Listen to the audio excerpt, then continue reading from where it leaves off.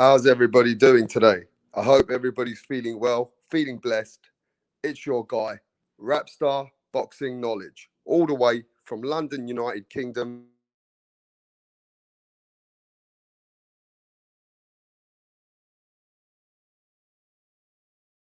The boxing, our man, the boxing fraternity, Errol the Truth Spence Jr.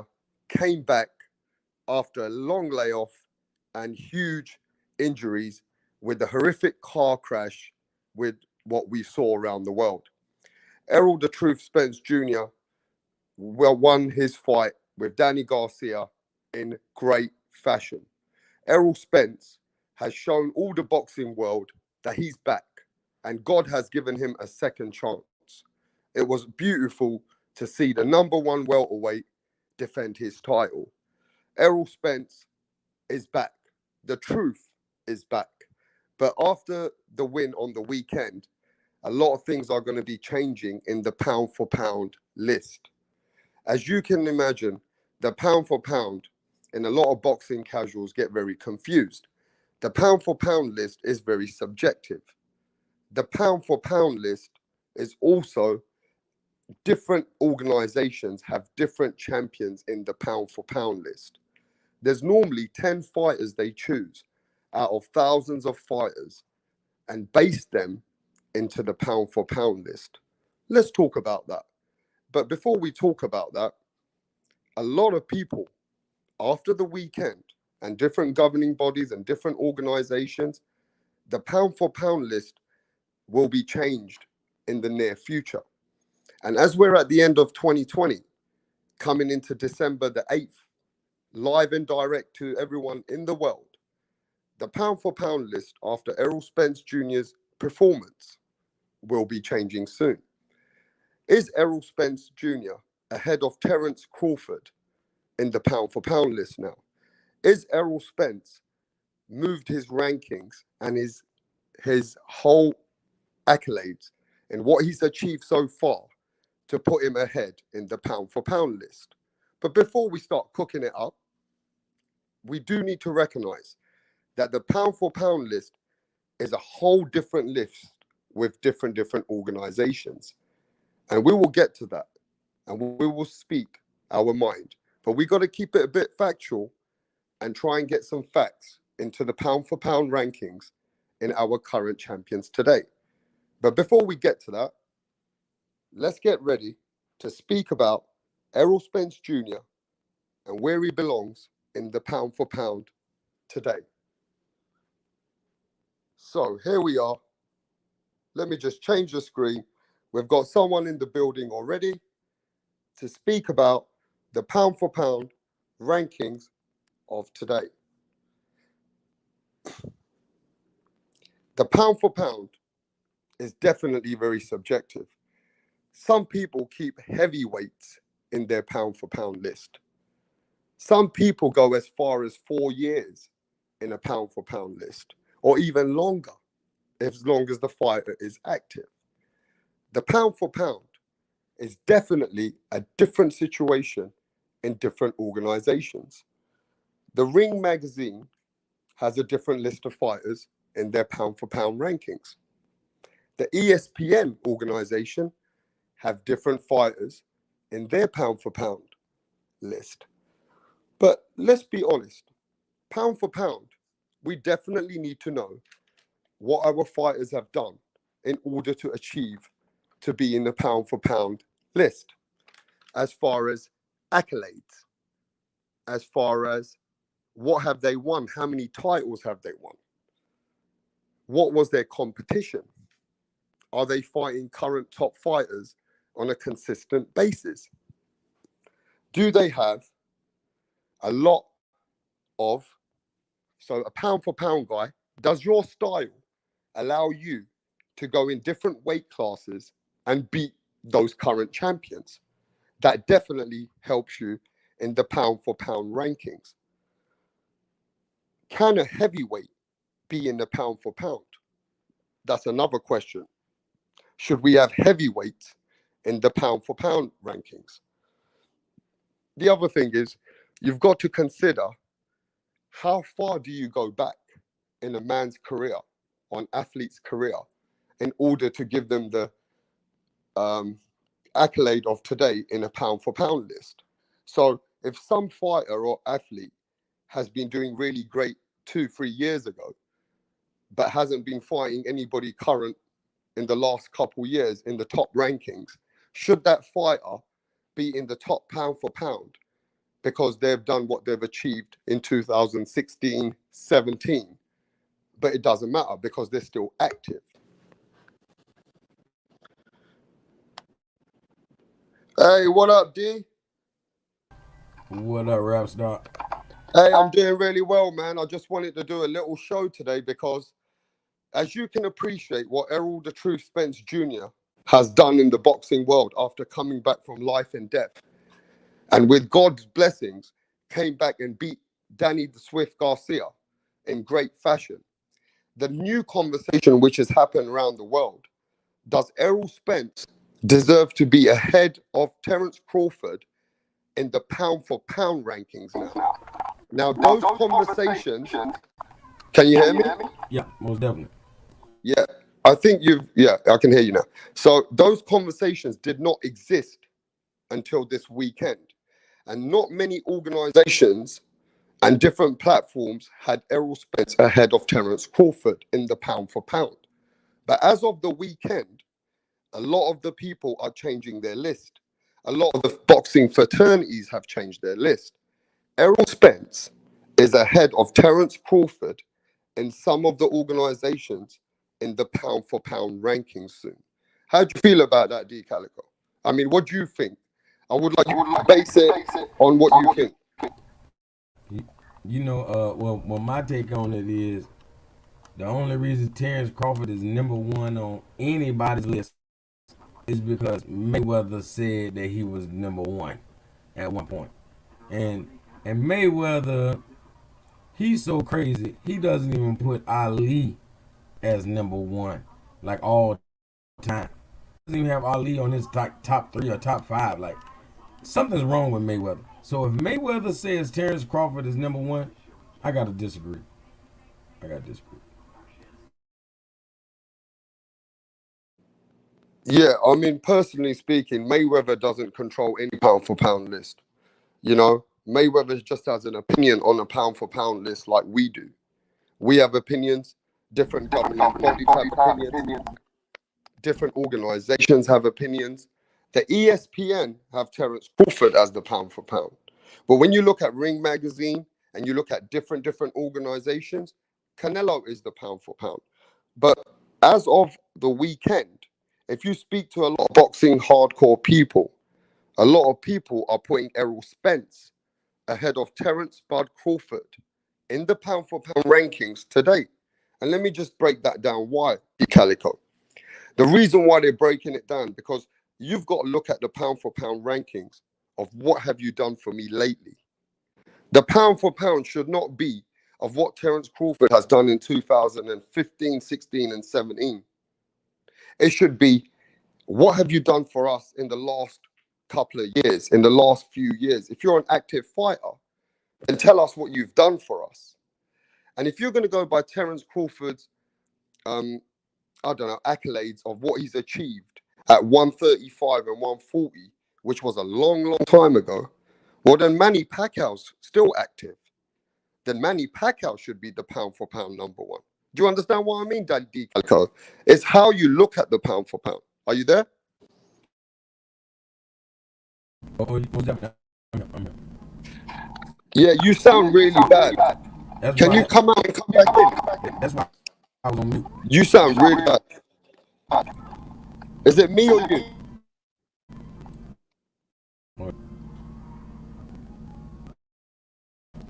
Yeah. I think you got a lot of crackle, a lot of static behind you. Can you hear me? Yeah, I can hear you. Yeah, tell us what you think about Errol Spence. Do you have him ahead of Terence Crawford after this weekend in the pound for pound? Do you have Errol Spence ahead of Terence Crawford in the pound for pound list? Hey, do you feel like sharing my page? Because if you share my page, it'll answer all the questions. You know, and this is not me saying any of this. But hold on, here we go. What's it say? Errol Spence. What does it say? Errol Spence Jr. moves up to what? Number 2 on pound for pound top 50 list. Huh? And this ain't coming from me. Like you, these are coming from different boxing, you know, magazines, and this is World Boxing News. You know, World Boxing News says Errol Spence Jr. moves to number 2 on pound for pound top 50 list. So this isn't me being biased. You know, this isn't, you know, somebody just, you know, stating their opinion. It's pretty much a well accepted fact. Like you said, Canelo is number 1, but people have Mr. Errol Spence at number 2.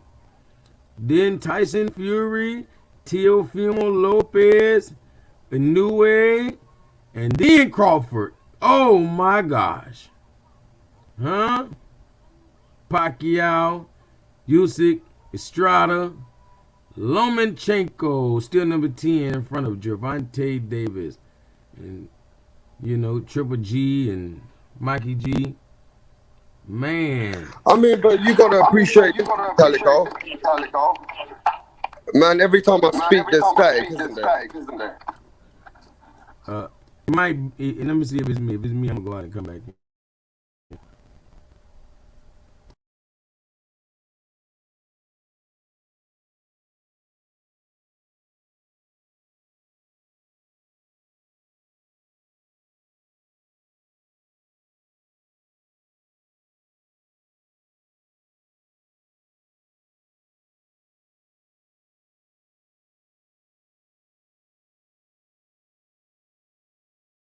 Yeah, why don't you speak so we can see if we got this audio on point? Yo. How's this? How's that? Yeah, it definitely sounds better. Go on mute and let me just cook it up for a sec, yeah, bro?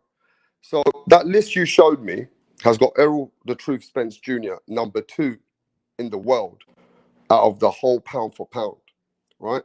But we got to look at so many lists out here, and we've got great fighters. That pound for pound list that you showed me has Tyson Fury. You know what I mean? Hey, Garb and Chill Recipes in the house. Salute to you. Papa Kaplan in the house. Salute to you. Bruce is in the house. Salute to Bruce. You know what I mean?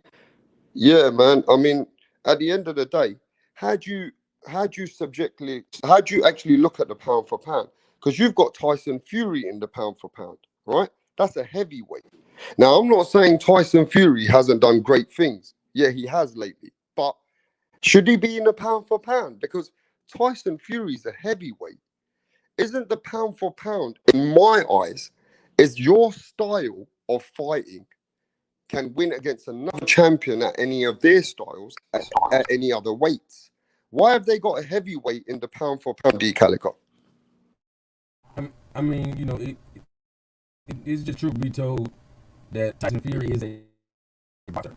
You know, he's not a mauler, a brawler. He's not your typical heavyweight. So they are saying that his style, you know, being so tricky, you know, his style is so tricky, and he would still have the advantages in size, not necessarily weight, but if he still had those advantages in size with his style, it wouldn't matter the weight class. You know what I mean? So you mean to say that even if you're a heavyweight, if you've got a great style in your boxing, as long as that you do, they look at your style of fighting, and doesn't matter what weight you're at, you get involved in the pound for pound list because that style can go and win against any other style. But to me, that's a bit confusing for the casual fans anyway, because you look at pound for pound fighters today, right? They're fighters with what competition you've been fighting, what's your accolades, how many champions have you beat, and how did you beat those champions? Do you see what I'm saying? At the end of the day, how you beat, and how was your dominant performances? Also, can I ask you this, D, before you take the panel? Should you be in the pound for what you've done lately? Shouldn't it be what you've done currently? It shouldn't be what you've done years ago. Can you speak on that? Yes, I agree wholeheartedly. Is what have you done lately? You know, and people should be able to fall on that list if they're not taking stiff competition. You know, it's like saying and they have a new way in front of Crawford because these guys are fighting better competition than Crawford is. Crawford is stagnant because he refuses to fight who we say the people are choosing who he fight. He wanted to fight his mentors. Like he just told Sean Porter that he rejected his offer because he doesn't want a big fight. He wants a great fight. You know, and that's just man. Like he don't understand. Spencer's in Errol Spencer's book, the Terrence Crawford fight is not a great fight. Yeah, You know, just go on mute for me while I tell because every time I speak, if you go on mute, it's better for the channel because it's not otherwise people can't hear us correctly. But look at this, D. The pound for pound, right? In my eyes, it should be what you've done in the last couple years. If you're going to go with the pound for pound and put Crawford and ESPN want to put Crawford number one, right? That don't make sense to me because Manny Pacquiao's an active fighter. So if you're going to go by what Terence Crawford's done at 135 and 140 and put him as your pound for pound guy, then Manny Pacquiao's active. He's an 8-weight world champion. What the fuck are people talking about? Manny Pacquiao's the man who's done amazing things in the boxing fraternity, in the boxing world. So if Manny Pacquiao still is fighting and he's got his WBA super title, he should be the pound for pound guy. Because you're putting Terence Crawford number one in ESPN. Well, Manny Pacquiao should be number one because he's done way more than Crawford done. But if you want to go for pound of what we've done lately, then yeah, it's the fighters who've achieved in the last 2 years. But some different organizations, they don't go by that. They go by what they actually did years ago. Do you think that's correct? Do you think that's fair for the boxing world? That if you did something really good at 2016 and 17, but you ain't done that much in the last 2-3 years, that you still should be the pound for pound guy? nah. See, in that case, Kell Brook should be on this list. You know what I mean? Like, you know what I mean? That would mean a recent loss for Deontay Wilder should have took him off the list. Let's just count the other 40 wins he had. Let's not imagine that he just recently lost. So all of that's the main thing you have to take into context. The very last fight, or at least the last 3 fights. You can't just measure these guys off past accolades because everybody started their careers off fighting nobody. So why should we even remember that? We don't care about it. We care about now that you're in the limelight and you fight the big names. Now we greeting you. Yeah, so let me just say this though. The pound for pound should be the competition, the tough competition that you've been fighting. And if you've been fighting ranked fighters on a consistent basis, how you've been winning those performances. And also it should be to do with, have you been basically winning more world titles in the last couple of years? And have you been moving up in weight? So now let me ask you this. If a fighter's moved up, like Canelo, he's moved up 3 different weights to win 3 different titles in current times, that will do a lot for your pound for pound status. You see what I'm saying? And if you're a fighter who's dominant at his own weight, but keeps beating other world title holders, keeps beating the top guys who are in the list, in the top 5, then that definitely does a lot for your pound for pound status. But I get very confused when it comes to heavyweights being in the pound for pound, and also for fighters who haven't done much in the last 2-3 years, but they're still high in the pound for pound rankings. But let's let all the casual fans and let everybody know, D Calico, that what kind of fighters are in the list today and what kind of fighters should be in the list in the near future. You know, you mentioned yourself that in this list, Errol Spence is number 2. A lot of those current pound for pound list have been changed in recent times, especially after the weekend, with Errol Spence's position. Now, whether people agree with it or not, Errol Spence has gone ahead of Terence Crawford in the pound for pound rankings. It just is what it is, right? But we've got fighters like Usyk. Usyk cleaned up the whole cruiserweight division, right? And Usyk dominated that cruiserweight division, and now he's come to heavyweight. We've got Monster Inoue. Inoue campaigned at 108 pounds and then campaigned at 112 and then campaigned at 115, I think, and won 3 different world titles at 3 different weights. You see what I'm saying? Then we've got people like Jamal Charlo. Jamal Charlo unified his world title.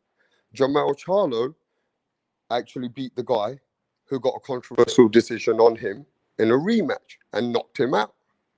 Jamal Charlo beat Rosado and took that title off of him. So Jamal Charlo should be spoken about. We've still got GGG in the rankings. Now, GGG's still in the list. We've got Canelo, which is the main guy. We got Manny Pacquiao, which is very, very active even in today's times, right? We've got all these fighters still in the list. We've got Estrada. Estrada is a dominant force in these times today. So it's very, very difficult in how we're going to put some of these fighters in this list after Canelo for me. But do you agree with Errol Spence being number 2, D. Calico? I mean, oh, definitely. Yeah, and I'll be honest with you. You know, if he defeats Pacquiao, I think he's number 1. You know, pound for pound, because now you think about it, like it's so oxymoronic for Tyson Fury to even be on this list, like a 300-pound man on the pound for pound list. You know, that's crazy. You know what I mean? Like that's something I've never heard of. You know, I don't think they'll never do that again. For some reason, you have Tyson Fury on the pound for pound, you know, he's like 300 pounds. I don't understand why there's a heavyweight like Tyson Fury on the pound for pound list. It starts to baffle me. You know what I mean, brethren? I start to think, how are you putting heavyweights in pound for pounds? You know what I mean? It don't make sense because the heavyweight is the man out of all of them. That heavyweight does not need to go down a weight or up a weight in order to show that they're better. Once they win at heavyweight, they're the king of heavyweight. There is no other weights for them to go pound for pound. That don't make no fucking sense to me. But look, everybody has a different way of looking at their list. Everyone gives to different fighters different accolades. Also, some of these pound for pound lists, they're very subjective and very, very controversial because some organizations give those pound for pound fighters highly in the rankings because of their numbers, their popularity with fans, you know, if they're big money fighters. I don't think that's fair. You know what I mean? We should keep these lists to factual and things which are real, what helps their resume in order for them to achieve that title. Because we've got thousands of athletes out there. And then you've got these guys who make it in the top 10. It's not an easy list to put together. But if you're going to put Terence Crawford in some of these lists number 1, right? Then for me, Manny Pacquiao should overtake Terence Crawford. That's just the way I see it. Because Manny Pacquiao, if he's still an active fighter, he has achieved way more in his boxing career than Terence Crawford. So it's just very confusing for me, the list. But I definitely will push Errol Spence ahead in the top 10. I don't know where I've got him exactly right now, but I know that he's definitely going up in the rankings for me. And I do have Errol Spence now ahead of Terence Crawford. So if Terence Crawford's number 5 or number 4 or number 6, then I've got Errol ahead of that. But at the end of the day, there's a lot of fighters, like I just mentioned to you, like Jamal Charlo. There's fighters, like I know Teofimo Lopez definitely belongs in that list. Teofimo Lopez is definitely in the top 10 pound for pound. Some people still got Vasily Lomachenko still in the pound for pound. But we've got to clear this up from the weekend. Now, from Errol Spence coming back just this weekend, with God giving him a second chance, Errol Spence just beat Danny Garcia. And Danny Garcia ain't no slouch. And if that's Errol Spence's fight just to come back, well, Errol Spence has beaten Sean Porter and Danny Garcia back to back. So, of course, Errol Spence has fighting current top 3, top 2 guys. He just beat Sean Porter, and now he beat Danny Garcia.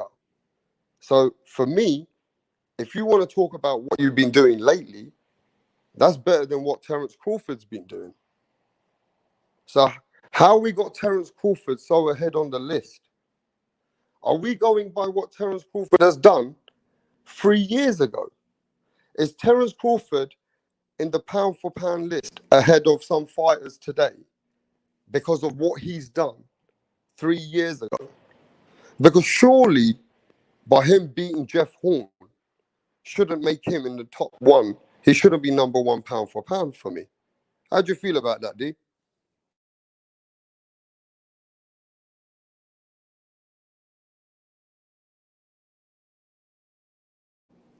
Yo, D, you can't hear me.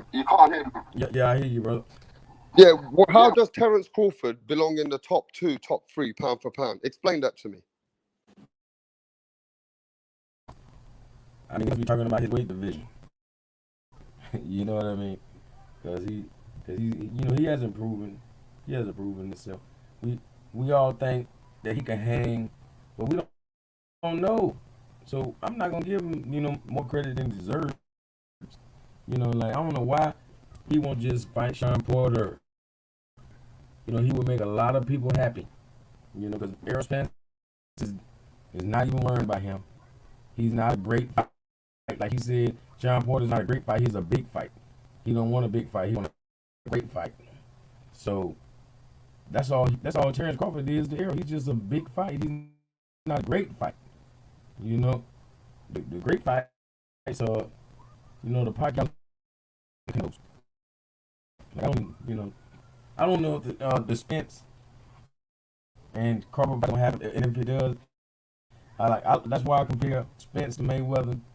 But I'm gonna compare Crawford to Pacquiao. And it seemed like Mayweather and Pacquiao needed to fight a long time ago, but it took some years, and when it finally happened, it happened, and that's how this is gonna end up being. It's gonna be like, wow, we waited forever. Yeah, but the great conversation right now is Errol Spence is taking over Terence Crawford in the pound for pound list, and it's been spoken of after the weekend. And as you just showed everybody, that list. Have you still got that list on your computer so I can share it? Yeah, all you gotta do is share it. It's right there. Yeah, let's show everyone. Right.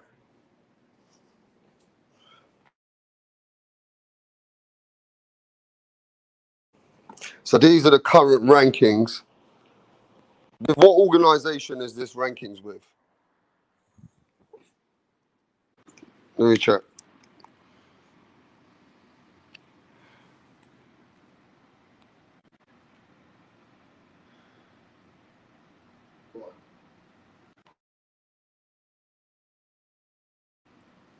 So how does everybody feel about this list?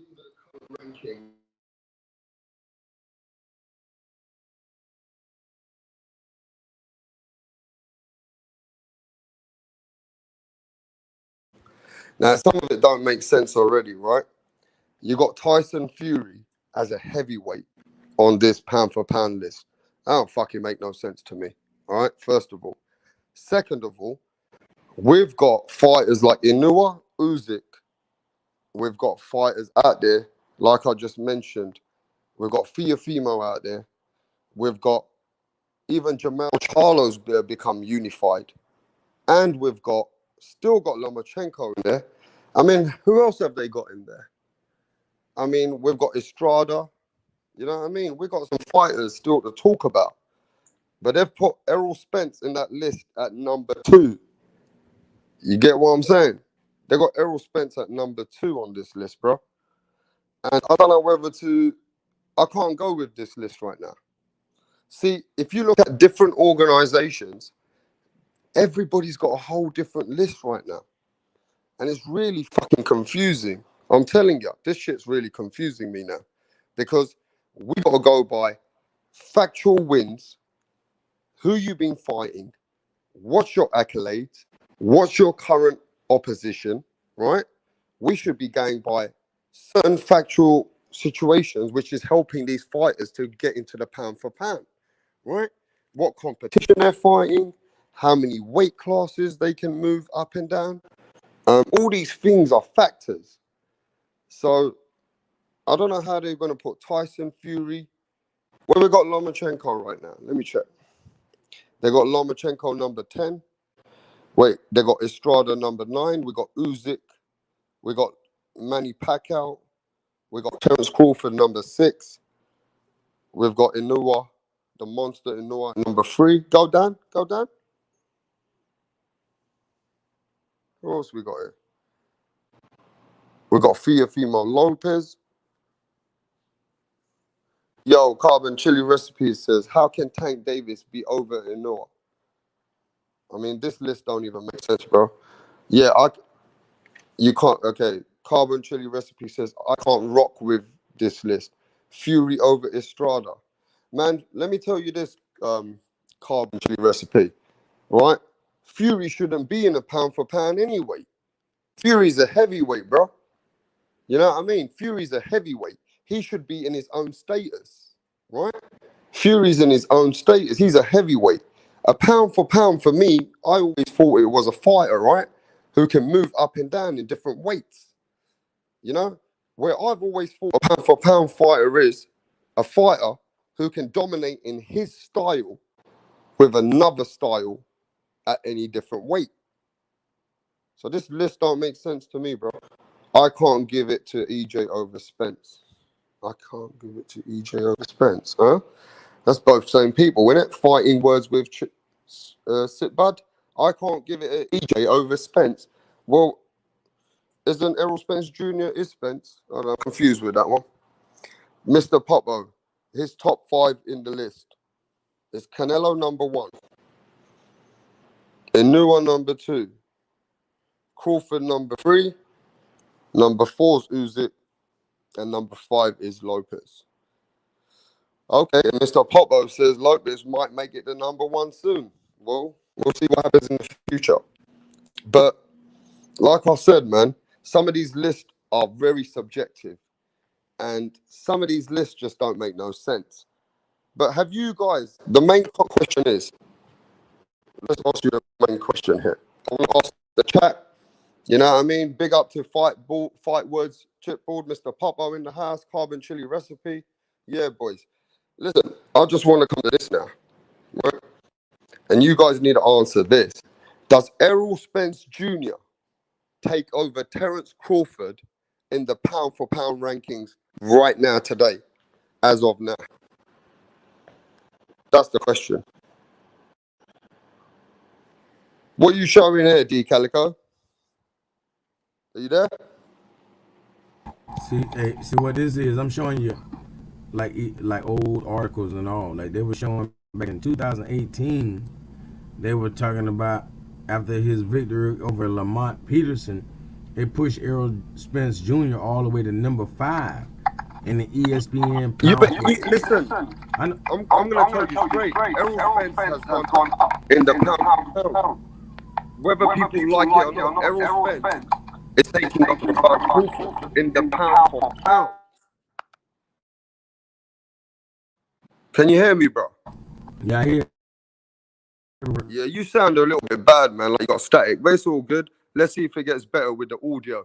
But look, even some of the people in the chat, right? They got Spence taking over Terence Crawford in the pound for pound rankings. So let me ask everybody this: didn't Terence Crawford campaign at 135, 140, and has won a title at 147?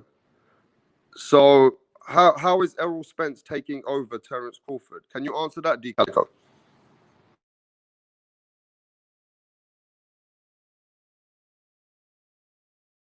Yo, D, are you there, bro? Because we're having audio problems. Sorry about this. We're having some audio problems. D, can you hear me? So how do we put Errol Spence Jr. ahead of Terence Crawford in the pound for pound rankings after that win on the weekend? I mean, is that because Danny Garcia wasn't in the pound for pound rankings? But is it because Errol Spence has been fighting better opposition back to back than what Terence Crawford has? You know what I mean? It's like right now, the biggest jump is Errol Spence. Right, let me see. Carbon Chili's recipe says Spence has done more than Crawford at welterweight. And that's facts. Hey, that's facts. Nobody can argue with you on that one, bro. I'm with you on that one. Errol Spence has done more than Crawford at welterweight. So, of course, he's going to take over the pound for pound. You know what I mean? Yeah. And then Crawford has a better resume, but Spence been beating the better opposition in recent times. And that's exactly how I started this show. So Gabin Chili Recipes, if you know that how I started this show, that's how I introduced it. That Crawford does have a good resume, but Errol Spence has been fighting better opposition. It's just as simple as that. Errol Spence's opposition has been very, very competitive opposition in the rankings. It's not like what Terence Crawford been doing. Terence Crawford been fighting people which don't belong in any rankings, bro. Crawford been fighting people which don't belong even in the top 20, some of these guys, bro. And the man's been fighting these kind of fighters for more than 2 years. Errol Spence been fighting serious athletes. Errol Spence been fighting fighters which in our current times right now are the top boys at that weight. Errol the Truth Spence has just come out of a lifetime injury and come back and beat Danny Garcia. So how the fuck can we compare Terence Crawford ahead of Errol Spence now in the pound for pound rankings? Unless you want to go in the history, but then we're talking about history lessons then. And we're talking about what you've done in your past. Then that's a different show altogether. Because pound for me is what you've done now. What have you done for me lately, kind of thing. Right? Wait, let's see what the messages are. Mr. Pop-Up says Canelo, Inoue, Crawford, Usyk, Lopez, Spence, Estrada, Taylor, Charlo, Lomachenko. I like your list. I like your list. I mean, I'm making my list soon, and I'm going to share it with everybody. But I do like that list as well. Cabin Chili Recipe says, I rank Canelo, Inoue, and Spence over Crawford. What do you think? I can't disagree with you. I can't disagree with you, bro. I just can't. At the moment, Terence Crawford got to fight some real serious opponents if he wants to be staying in that pound for pound list in the top 5 or top 4. Terence Crawford got to fight somebody. I just can't go against Kell Brook. I can't go with Benavidez. I can't go with Mean Machine. I can't go with Amir Khan. I'm not interested in those opponents to keep you in the pound for pound rankings in the top 3 or 4. It doesn't work with me. Do you know what I mean? I like Terence Crawford, though. He's a great, great athlete. I love what Terence Crawford brings to the table. He's a switch hitter, really good boxer. But what have you done for us lately, bro? You ain't done shit. Crawford, you ain't done shit. Hey, how would you grade Crawford's performance before that 4th round against Kell? I mean, look, Crawford was losing the first round for me in that fight. But, I keep explaining to the boxing people that Kell Brook, you cannot give Terence Crawford no rankings in the pound for pound with a washed up Kell Brook that came from my country, who was 5 years away from his prime, and bring him over to America and knowing that both of Kell Brook's eye sockets were damaged, D. Calico, and the doctor told him, if you take any more punishment to your left eye, you could possibly be blind. So now fuck that. I can't give you any points, or should I say a point system towards your accolades to help you with your pound for pound rankings. But it's like this, D. Calico. You could be a great boxer and give out, you could have these injuries, but you could be able to still give it out and have a great output, right? But you can't take it anymore. So even if you get jabbed to the eye now, your whole balance, and because of your injuries, you are not going to be composed. And let me just put this question to you and the chat. You would never have fought as an elite athlete if you're in the top 5. That when Terence Crawford jabbed Kell Brook was not able to protect himself even after an 8 count with the ref. Kell Brook had no resistance left in him. Kell Brook couldn't even protect himself after the ref gave him an 8 count and Terence Crawford went in to finish the job. That Kell Brook's damaged. Does that answer your questions? I mean, I have, put it like this, Terence Crawford never respected the fact that he was even fighting a guy that had quit in a fight before. But we're giving him credit for fighting a guy who quit in a fight before. You know what I mean? That's who he chose as his next opponent. I don't care what his name is. That's like trying to fight Roy Jones and saying that you fighting somebody because of his name. Like if Crawford was fighting Roy Jones, is no difference than fighting Kell Brook at this point. So you don't get no credit. That's worse than, man, I can compare it to a lot of things, man. I was never fond of it from the get-go. I want to see an able body in there, with Crawford, because I feel like those first 2 rounds, like everybody talks smack about Devin Haney, but that in them first 3 rounds, Crawford looked like a joke. Kell Brook made him switch up his whole, his whole fighting stance and everything. Like it wasn't working. He wasn't even getting nowhere. And all it took was 1 punch and the fight was over. And it took 4 rounds for that. Like Errol Spence, man, oh my gosh, come on. Yeah, but I want to know how this American organizations, some organizations have got Errol Spence #1 pound for pound. Because when I check on the internet, Terence Crawford pound for pound #1. ESPN have still got Terence Crawford #1 because he fights for ESPN.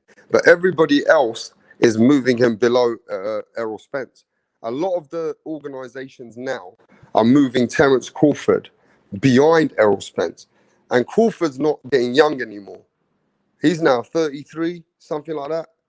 And I think Crawford's in a position where Errol's taking over now. You see what I'm saying? Errol's the hot name. Errol's the pound for pound now. Yep. Errol's the #1 welterweight. Errol's getting the Manny Pacquiao fight. And he's got the momentum. You know, he has the storyline. You know what I mean? Like he's more focused than he's ever been.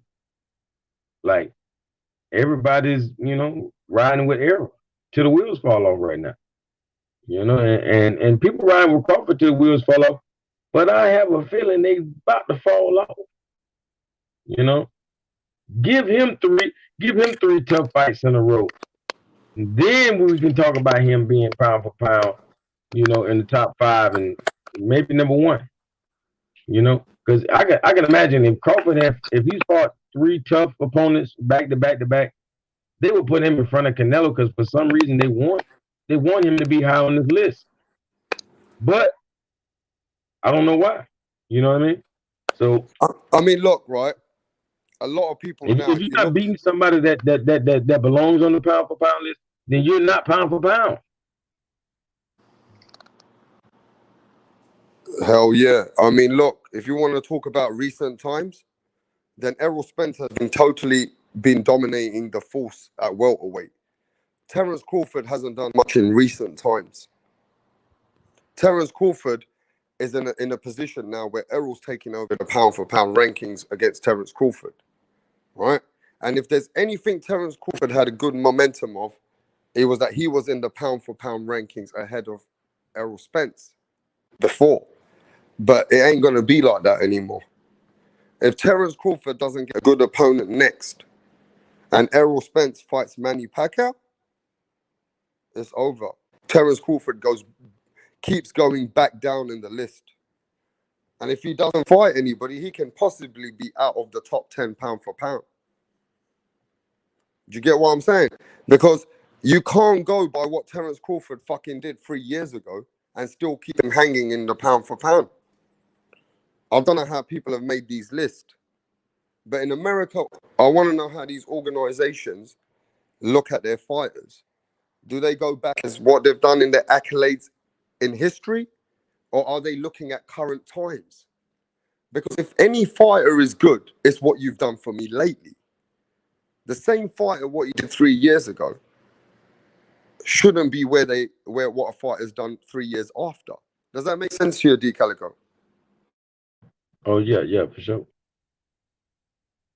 You get what I'm saying? And this whole thing with Errol Spence taking over the pound for pound rankings.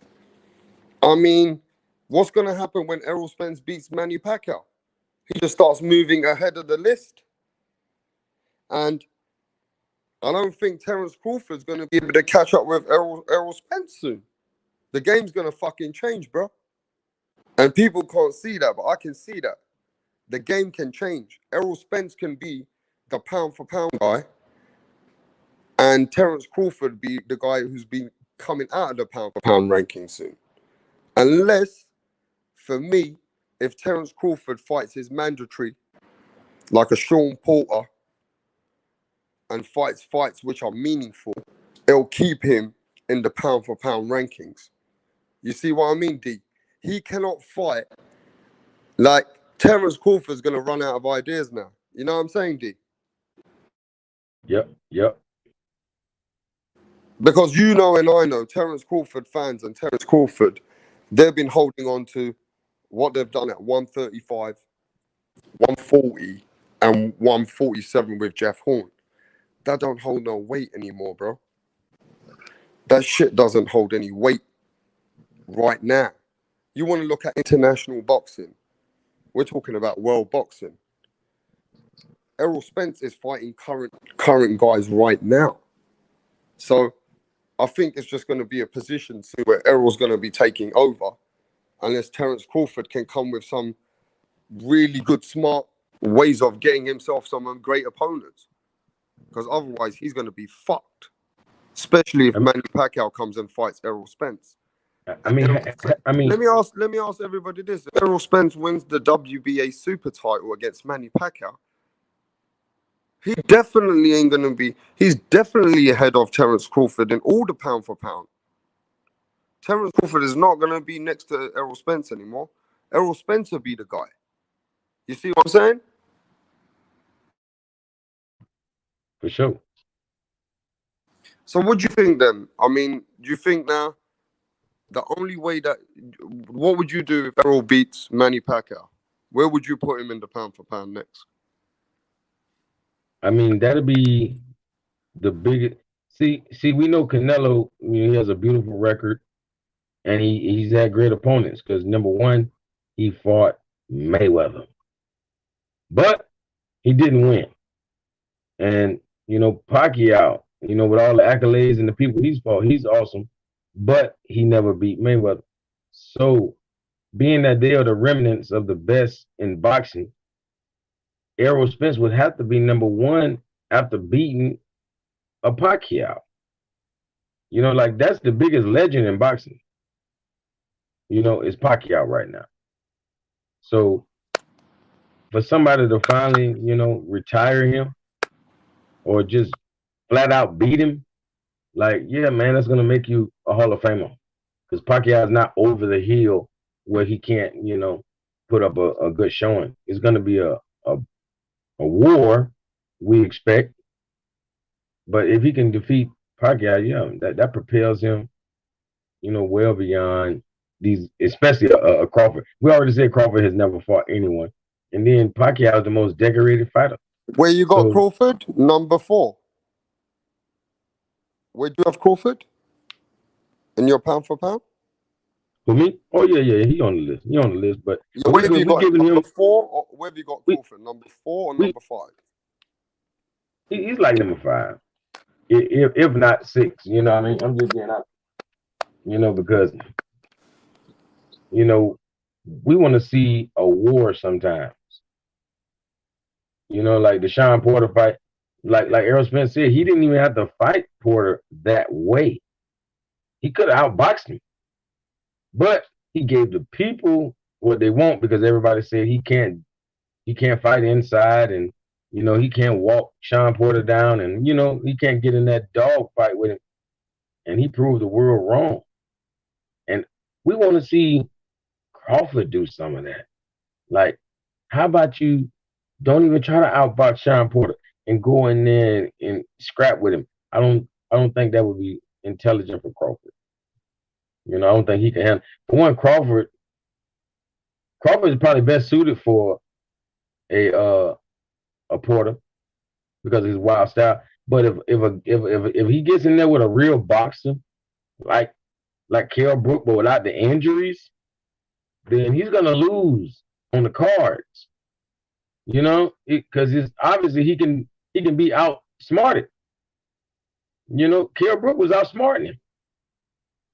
And maybe he was just being generous and waiting a couple rounds to go ahead and give him that one punch. But I don't think so. I think it took him a while to do it. I don't think he could do what he wanted.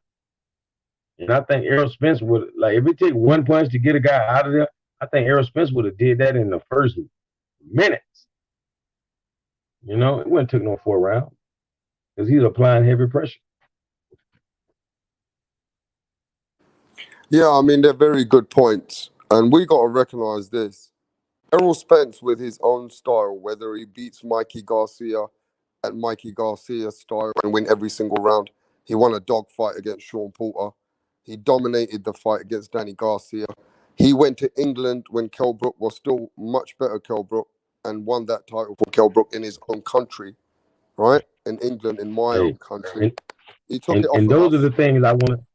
Hey, Terrence Crawford has never seen that. Like, for one, I think Terrence Crawford, people ask why he didn't come up in the ring and call out Errol Spence. But he felt the pressure being in Texas, and he couldn't believe he didn't know what EJ's world was like. That's EJ's world. He runs that. So, like, people don't know what home field advantage feels like. And I don't think he liked the atmosphere. And if he would have been in the ring, like, it would have been a lot on him. The same thing happened to Danny. Like, Danny was not at home. Now, if he was the big fighter in this match and Danny could have fought him in Philadelphia, like, maybe it would have been a lot closer. but the crowd is a whole nother pressure. And you know what I mean? Like some people, it invigorates them. Like if the crowd is with you, it invigorates you. But when that crowd is against you, you got to be a real warrior to But overcome do the you remember crowd. when Danny Garcia fights in Philly? Philly stands up. One thing about Danny Garcia, he got the whole of Philadelphia behind him. You know what I mean? And he definitely is a Philly guy. And one thing we see all the way from England is that Philly loves Danny Garcia. Whether he wins or loses, they stand with him. You know what I mean, D. Calico? Yeah. See, that's why I'm giving Errol Spence the credit because he fought a healthier Kell Brook and went, like you said, he went to his home. He went across the pond to fight him. Like Crawford, has Crawford ever even traveled for a big fight? Now, I don't mean in America. I mean, like, has he ever, traveled, outside of America and had a big fight? Like he hasn't seen some of the pressure. Like that's where upsets come in. You know, like you'll think, oh yeah, Crawford's gonna win this fight, but then he have to go into another person's dungeon, another person's home, and comes out beat up. You feel me? He hasn't been put through the proper test. We haven't seen his resistance, so to speak. So where does this go from here? If Terence Crawford takes over Errol Spence, and I mean, if Errol Spence takes over Terence Crawford in the pound for pound rankings and majority platforms, that just shows that Errol Spence not just a bigger draw now; he's the better fighter. And what's that doing for Terence Crawford? Terence Crawford's in a bad position unless he gets some good opponents. How does Terence Crawford keep defining himself? He's 33 years old now, right? He hasn't been getting the fights. He's been making some money with these C class fighters, right? Low opposition. And now it's come to a point where he's running out of ideas. And even the pound for pound rankings are taking him out of most rankings, apart from ESPN. Because he's an ESPN fighter, they're keeping him in the ranking system because they know that that's their fighter. So they got to make money out of him, right? So they're the only ones ranking him high now. But you look at what's it called, Ring Magazine and all these other platforms, they're changing their list. You get what I'm saying? And it's becoming a point right now that Crawford ain't the man anymore. Errol Yep. Spence is the guy. Errol Spence is taking over in the pound for pound, and Errol Spence is the bigger draw. So it just shows now that Crawford's actually slipping, and he ain't got much time anyway. He's 33 now, right? So he ain't got long in the game. So Errol Spence is with the momentum. Errol Spence, God has given him a second chance, and now he's high in the pound for pound rankings. Somebody made a good point earlier. Popo made a good point that if Josh Taylor and Ramirez, the winner of that, will be undisputed, so they'll have 4 titles. That definitely will put them ahead in the pound for pound rankings too, because they'll have 4 titles and be undisputed. So the whole pound for pound thing in 2020 is coming into 2021. It's going to change now. Now, I mean, we're going to have all different fighters in the pound for pound ranking soon. And I reckon Errol Spence has definitely got a great position in there now. Definitely. You're still going to be Canelo's the top dog. You've got Usyk, you got Inoue, you've got all these guys which will be coming in to, keep defining their legacy. Um, if Terence Crawford doesn't do anything great, I think he's not going to be in the list after a while. He's out the list. Mm. You see what I'm saying? Yeah. He'll be out the list, man. He won't be there. But as far as these other fighters coming up, like, let's just think about this. Okay, Canelo's fighting Callum Smith. Maybe that's not doing much for him, but that's still a world title. He's fighting for a world title. If he keeps fighting in other world titles, 4 world titles, then he'll still stay strong. Errol Spence looking to fight Manny Pacquiao. That's only going to help him, right? That's going to definitely bring him up in the list. You get what I'm saying? Yeah. So he definitely going to be keep doing great things. So he's only going up in that list. And then we've got fighters like You know, got Inoue, who's the three-weight world champion now. He's still carrying on doing great legacy things. I mean, you got Usyk trying to do stuff at heavyweight. I mean, if you ask me, Terence Crawford in a bad position, and Terence Crawford ain't even announcing any opponents soon. It got to be Sean Porter. Who's it got to be for you, D? Who's the minimum opponent you willing to see Terence Crawford get in the fucking ring with? I mean, he acts like he's gonna blow, like he's gonna knock out socks off with his next, opponent, and he just literally told Porter that that would be a big fight between him and Porter, but that's not what he wants. He wants a great fight. So watch this. He said he wants a great fight, and he turned down a big fight. Why is his next opponent? I'm pretty sure going to be a lesser than big. It's not even going to be a big fight. He wants a great fight. It's not even going to be a big fight. It's going to be somebody less than Sean Porter, and he's going to fight them to just keep tuning up his game for his big brawl one day, because he don't want to have no hickeys upside his head when it's time to fight a big opponent like a Pacquiao or Errol Smith. He don't want no damage done to him. So he's being selective with his, with these weak opponents. Period. But then if he doesn't fight a big fight now, he's just going to be slipping. Yeah, he's a coward. If he don't fight a big fight now, he's a coward. And I don't mean, I don't. He don't have to have a great fight. I just want to see a big fight. He said he doesn't want big. He wants great. We don't want. You don't have to go so great. Just do it big. If he does it big, we'll be ecstatic as fans. You know, we can actually grade him, because I can't grade him based off his opponent. You made me choke, D. You just made me choke, bro. You called a man a coward, bro. You just Yeah, made me man, he choke, fighting bro. nobody. Yeah, he Man, you fighting made nobody. you made me nearly choke, bro. We called a man coward like We that.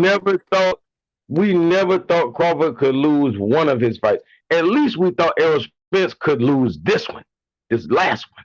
You know, matter of fact, he's fought good opponents. There's always been a chance of Errol losing. There has never really been a threat of Terence Crawford losing to any of those guys. You know, has he ever been the underdog? Well, let me ask everybody a question. Do you think Sean Porter would have beat anybody that Terence Crawford's beat? Every last one of them. I think Danny Garcia would beat all of those guys. To everybody that Sean Porter's beat, I mean, Terence Crawford's beat, you think Danny Garcia would beat all of them too, right? He would have knocked one or two out, that maybe Crawford didn't knock out. He would have probably knocked them out. I mean, he would have definitely beat him. He would have definitely beat him. You know, So at yeah, the end of especially the day, Chuck. there shouldn't be no argument really if Errol Spence is ahead of Terence Crawford in the pound for pound today. I mean, before the injury, he was ahead of him. You know, soon as he got injured, people wrote him off the list, and they gave his place to Terrence. Huh? They just gave it away. They were like, "Hey, we got to put somebody in. Hey, somebody's got to be the new Errol Spence Jr." And so they put Terrence Crawford in his place. And nah, he's back. He's back for his position. He's back for the throne. Hey, bro, you're a bit harsh though, because Terence Crawford did do. I mean, he did win a title at 135 against. He won, and his best opponent there was Gamboa, and then he won against Victor Postol at 140. But that was a long time ago. So, I mean, he's got his own accolades. You know what I mean? He came to 147. He ain't made big noise, but he did win that title from a weak link, as we all know, Jeff Horn. Hmm. You know what I mean? At the end of the day, it is what it is. But if you really look at it, he's been carefully matched, hasn't he? Oh yeah. Oh yeah. Man, it's so methodical.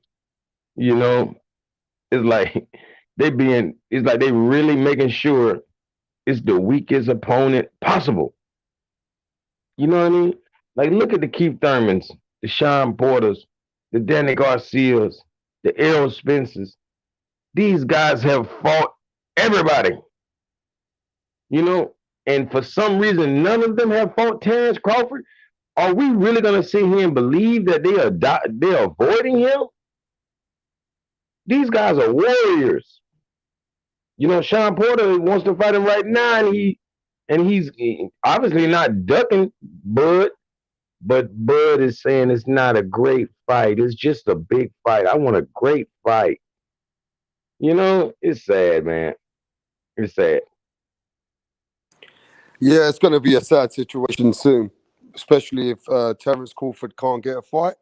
They're going to fuck up the boxing situation for him, especially in the welterweight, because Errol Spence going to go and try and win that title against Manny Pacquiao. Terence Crawford going to be in a loss situation. You see what I'm saying? And Eh, it'll just get worse for No, him. no title holder should be allowed to take a tune-up fight. You know, and that should be the Errol Spence Jr. rule. That should be his own rule. Because if anybody had the opportunity to take a tune-up fight with him, and he didn't, you know. So why are healthy champions taking tune-up fights? You know, like come on, man. That's why I say it's cowardly because obviously what Errol Spence did was courageous. You know, and it wouldn't have been cowardly if Errol Spence would have took a tune-up fight. It wouldn't. It would have been nothing wrong with that. But Terrence Crawford, if you take another tune-up fight, I'm gonna just say it again, man. That's cowardly. You know, I mean, never again. He don't need. We don't want to see no more tune-up fights for the rest of your life. What are you trying to get to 50-0? He wants to go to 50-0 without fighting another champion. You know what I mean?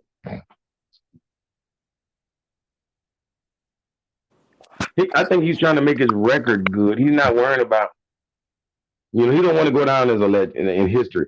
He's gonna say he's a Hall of Famer because of his record. He's not saying it because he fought Hall of Famers.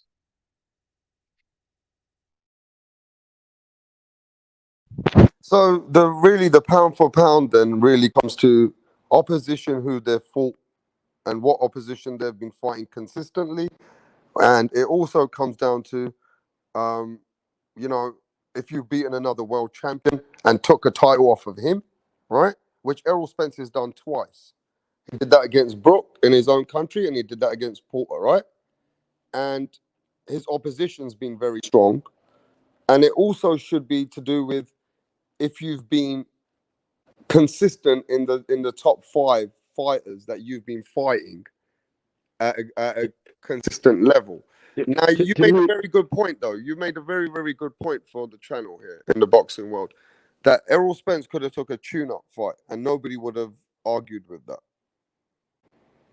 But he fought a very, very good fight in Danny Garcia, who's a very proven fighter. And it just goes to show you that Errol Spence is fighting good competition consistently. that's Now, why he's pound for pound. That's why he deserves to be number two, just based off that. You know, like we wouldn't be able to probably judge him as pound for pound if he didn't fight another great fighter. He fought a great fighter, and he fought a great fight. so Terence Crawford, doesn't he get his accolades for what he done with 135 and 140 though? Because he won titles at those weights, but it's just been a long time ago. Yeah, I mean, all those things will help keep him in the top 10. You know, but if he loses one fight, like people will write Bud off for good. You know, and that's what he. That's what I feel like he's scared to risk. We don't necessarily want to see you lose, Bud. We rooting for you either way, win or lose. But we want you to fight some stiff competition. You know, like we don't want you winning every round. We want somebody to give you a fight, a match. You know what I mean? We want to see a good fight. At least, you know. Look, man, we got to keep it real here, bro. At the end of the day, I like Terence Crawford. I like what he brings to the boxing world. I like he's a switcher. I like he's a skillful fighter. But he hasn't fought nobody, man. He ain't fought people in the top at at his competitive level. And at some point, it hasn't been his fault because of the opponents he had at a lower category. But now that he is even at 147, in the last 26, 27 months, if you talk about it's coming on to 3 years now, and Crawford hasn't fought anybody in the rankings. So Crawford, has he in the pound for pound? I don't understand. I'm still working that out myself. That when you look at so many platforms, a couple of organizations, ESPN being one of them, has definitely got Crawford number one pound for pound. And it's just mind-boggling for the casual fans, because when they look around and see who's the top 10 fighters now, right? The whole list everywhere and anywhere is just different. But if Crawford hasn't fought, like Mr. Popo says, if Crawford hasn't fought anyone in the top 5, how does he stay in the pound for pound rankings for me? I'm confused, because if they're going by the past and the history of the sport, because Manny Pacquiao is still active. The last time I checked, Manny Pacquiao's ready to fight Errol Spence. Manny Pacquiao's an 8-weight world champion. Manny Pacquiao should be ahead of Terence Crawford in the fucking pound for pound. Yeah, most definitely. There's no comparison. I mean, let's go to Manny Pacquiao then. If you want to talk about Terence Crawford, what he's done before, and he's in the pound for pound, well, Manny Pacquiao's still an active fighter. Manny Pacquiao beat people in different weight, from Eric Morales to Marquez to Marco Antonio Barrera, and then moved up to retire Oscar De La Hoya, not to mention beating Miguel Cotto, then to beat Antonio Margarito, to beat Joshua Clottey, then to beat Ricky Hatton and knock him out in the second round. And these were champions. Manny Pacquiao was beating champions after champions, bro.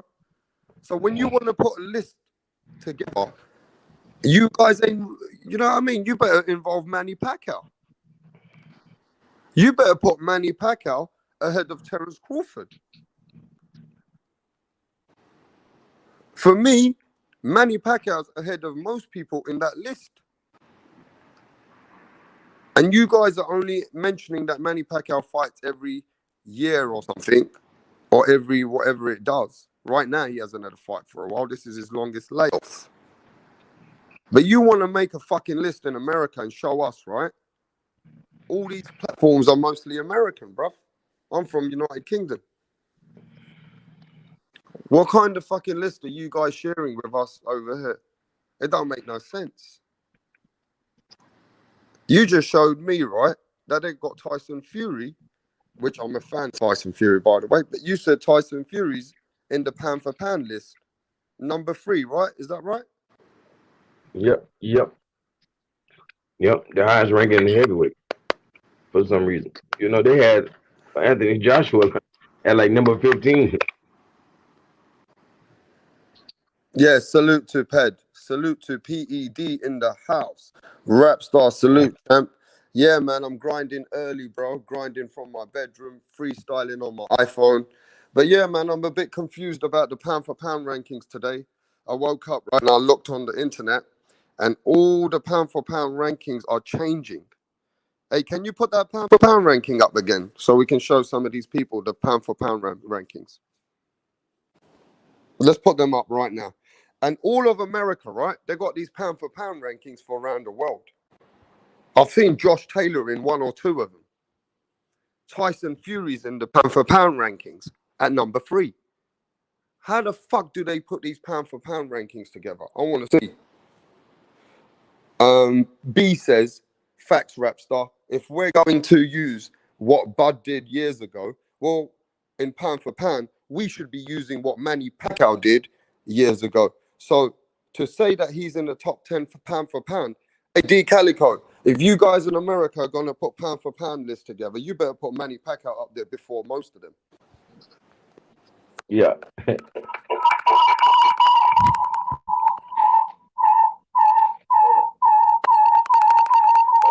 Yo, what up, B? I was trying to goddamn get. I tried to go on on my computer, it was gonna allow me to pull up the pound for pound. Yeah, so the pound for pound That's rankings, right? The pound for pound rankings are fucked up, right? Because now they're changing the whole pound for pound, which I get. But you know what I mean? They're really making this whole difficult for the casuals. This pound for pound is not easy to understand for the casuals. Let me get this. You keep sending yourself, bro. You keep sending a double of you, bro. You're meant to send a list, bro. So yeah, the pound for pound is totally confusing right now. They got this whole list for everybody, right? They normally got these in the American circuits. They've got these mainly in the organizations with Ring Magazine, ESPN, and many others, right? You got so many different pound for pound lists. But lately, the pound for pound list is getting more confusing. They've got Tyson Fury at number 3. They've got Errol Spence at number 2 now. I mean, Canelo's number 1. But where's Manny Pacquiao then? Terence Crawford's there. You know what I mean? Where's Manny Pacquiao? Why doesn't Manny... If Terence Crawford's number 1 with certain pound for pound governing, like organizations, where's Manny Pacquiao? Why don't you involve Manny Pacquiao in the pound for pound then? It just doesn't make no fucking sense. You got Fury, who's a heavyweight. The man's a heavyweight. The last time I checked what pound for pound was, it was a man who can go and use his style and be a dominant force in different weights. It wasn't the heavyweights. That don't make no fucking sense, bro. PED says, I can't have Fury at number 3. Hey, listen, the pound for pound's changing, bro. They've changed the list. I think the pound for pound is now fighters who are even very popular with fans. It's fighters, yeah, which are popular with the boxing world, which have got big numbers, which are favored. You know, pound for pound sounds like it's favoritism. Pound for pound should be an accolade in your opposition, in what you've done at different weights, what you're doing as a fighter in your opposition. Are you fighting current champions, current mandatories, number 1, 2, 3 ranked fighters? Is this what you're doing as a fighter? That should give you accolade in your boxing pound for pound fraternity. You should be able to be highly getting ranked because you're either you're defending your titles multiple times against other champions, other people in the top 3. You know what I mean? Should Terence Crawford be in the pound for pound in the top 1? He's number 1 with some of the organizations in America. Should Terence Crawford be number 1 ahead of Canelo, Manny Pacquiao, Errol Spence? I mean, talk to me, bro. You guys in America have confused the fuck out of the boxing world here sometimes.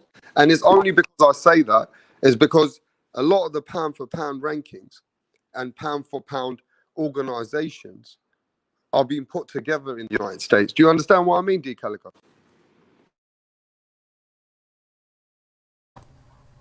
Oh yeah, most definitely. And I'm going to tell you, you can actually share that page at the same time.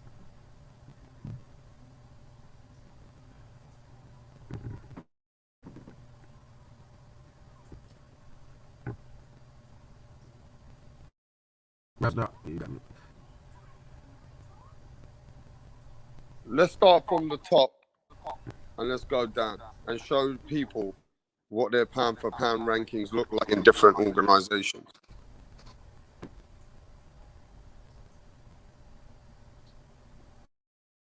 All right. You say start from the top. Papa Kaplan in the house. June Book in the house. I'm gonna go to the bottom of the list first. They got Jose Ramirez. Is that who got the fight coming up soon? Right? Yeah, with Josh Taylor. Yeah. So the winner of that fight will definitely go ahead in the pound for pound rankings. Go ahead. Yeah, carry on saying them. Like maybe Josh Taylor cracked the list. And let's go to the top. Yeah, Josh Taylor probably cracked the list if he beats Ramirez. Oh, Josh Taylor definitely is going to come in that pound for pound rankings in the top five for me if he beats Ramirez. Then we got Roman Gonzalez, the super flyweight. He wasn't even ranked in January, but now he's number 19. So we might need to keep an eye on him. He might be electrifying. And Yeah, we let's say, keep going through slowly, yeah, so the people can understand because there's a lot of casuals, right? They don't know what fighters are around, and I want them to see what kind of fighters to look out for. yep, Wan Hang Minayoten. Mm-hmm. Donnie Nietes. Uh, Kazuto, what is that? Yoka or Loka? Ioka. Ioka. Kazuto Ioka. And these whole fighting list, right, is going to change in 2021 because you've got other fights getting made. Stop at the list right now, please, for, and then we'll keep going down. We've got other fights getting made. We've got, people can only go ahead in their rankings. You think about when Errol Spence gets the Manny Pacquiao fight, and if he wins against Pacquiao and gets that WBA super title, these things will help him in the rankings. You've got other fights like Estrada. These guys are making fights. You've got Inoue, who's already a free weight world champion. He's doing great things. So the list is just going to get changed in 2021. But, Terence Crawford, the problem with him is he was strong in the list before. But right now, Errol Spence is taking over even Terence Crawford in most of the list. But carry on showing them the countdown of the fighters. Yeah, after Kazuto Ioka is Anthony Joshua at 15. Which I wonder, was he in the top 5 before he lost? And then Who's we that? got, huh? Who's that? Anthony Joshua, I don't even know how Anthony Joshua, where is he? Number 11, right? number 15. Number 15. I Mm-hmm. mean, they've got Anthony Joshua, number 15, but I And he don't actually understand. went back. That don't even make no fucking sense to me.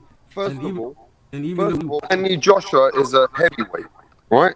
So yeah, how is Anthony Joshua in the pound for pound? Because I don't involve heavyweights, but okay, they got Anthony Joshua 15, but Anthony Joshua got three different belts with three governing bodies.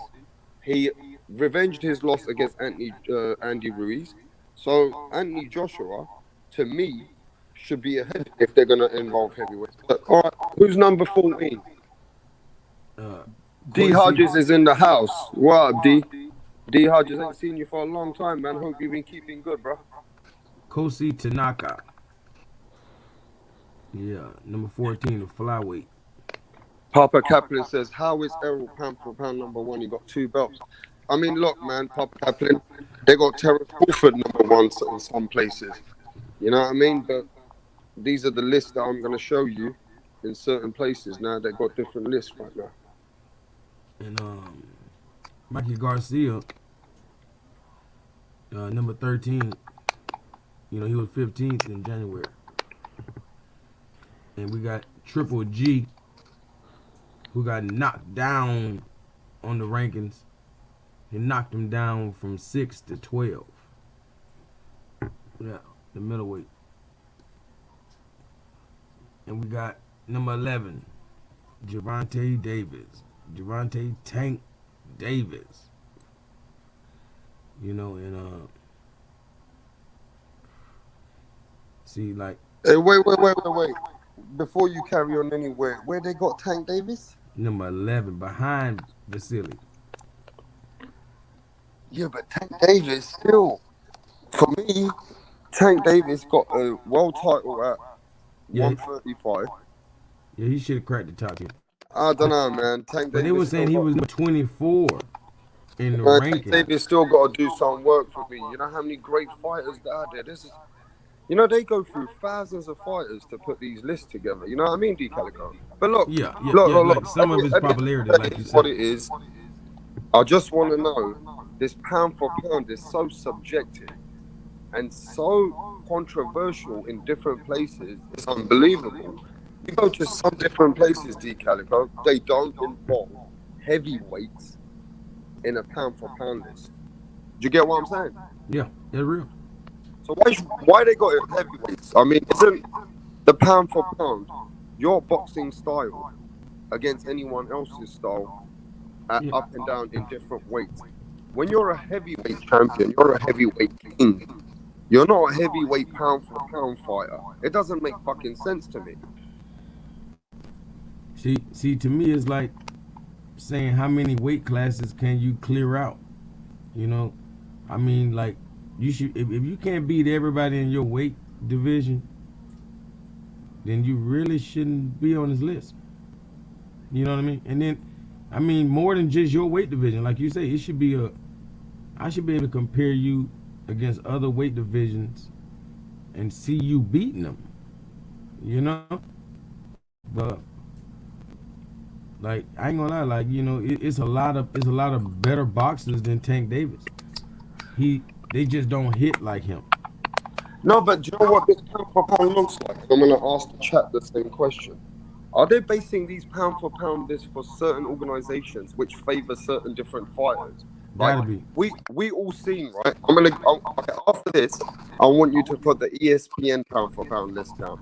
So let's carry on with these fighters, right? But then I'm going to show you a pattern, and I'm going to show you that this pound for pound is kind of very subjective and very controversial.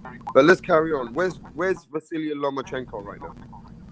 Vasily Lomachenko is number 10, and that is he fell from glory. He was number 2 in the pound for pound ranking, in January, and he's down to number 10.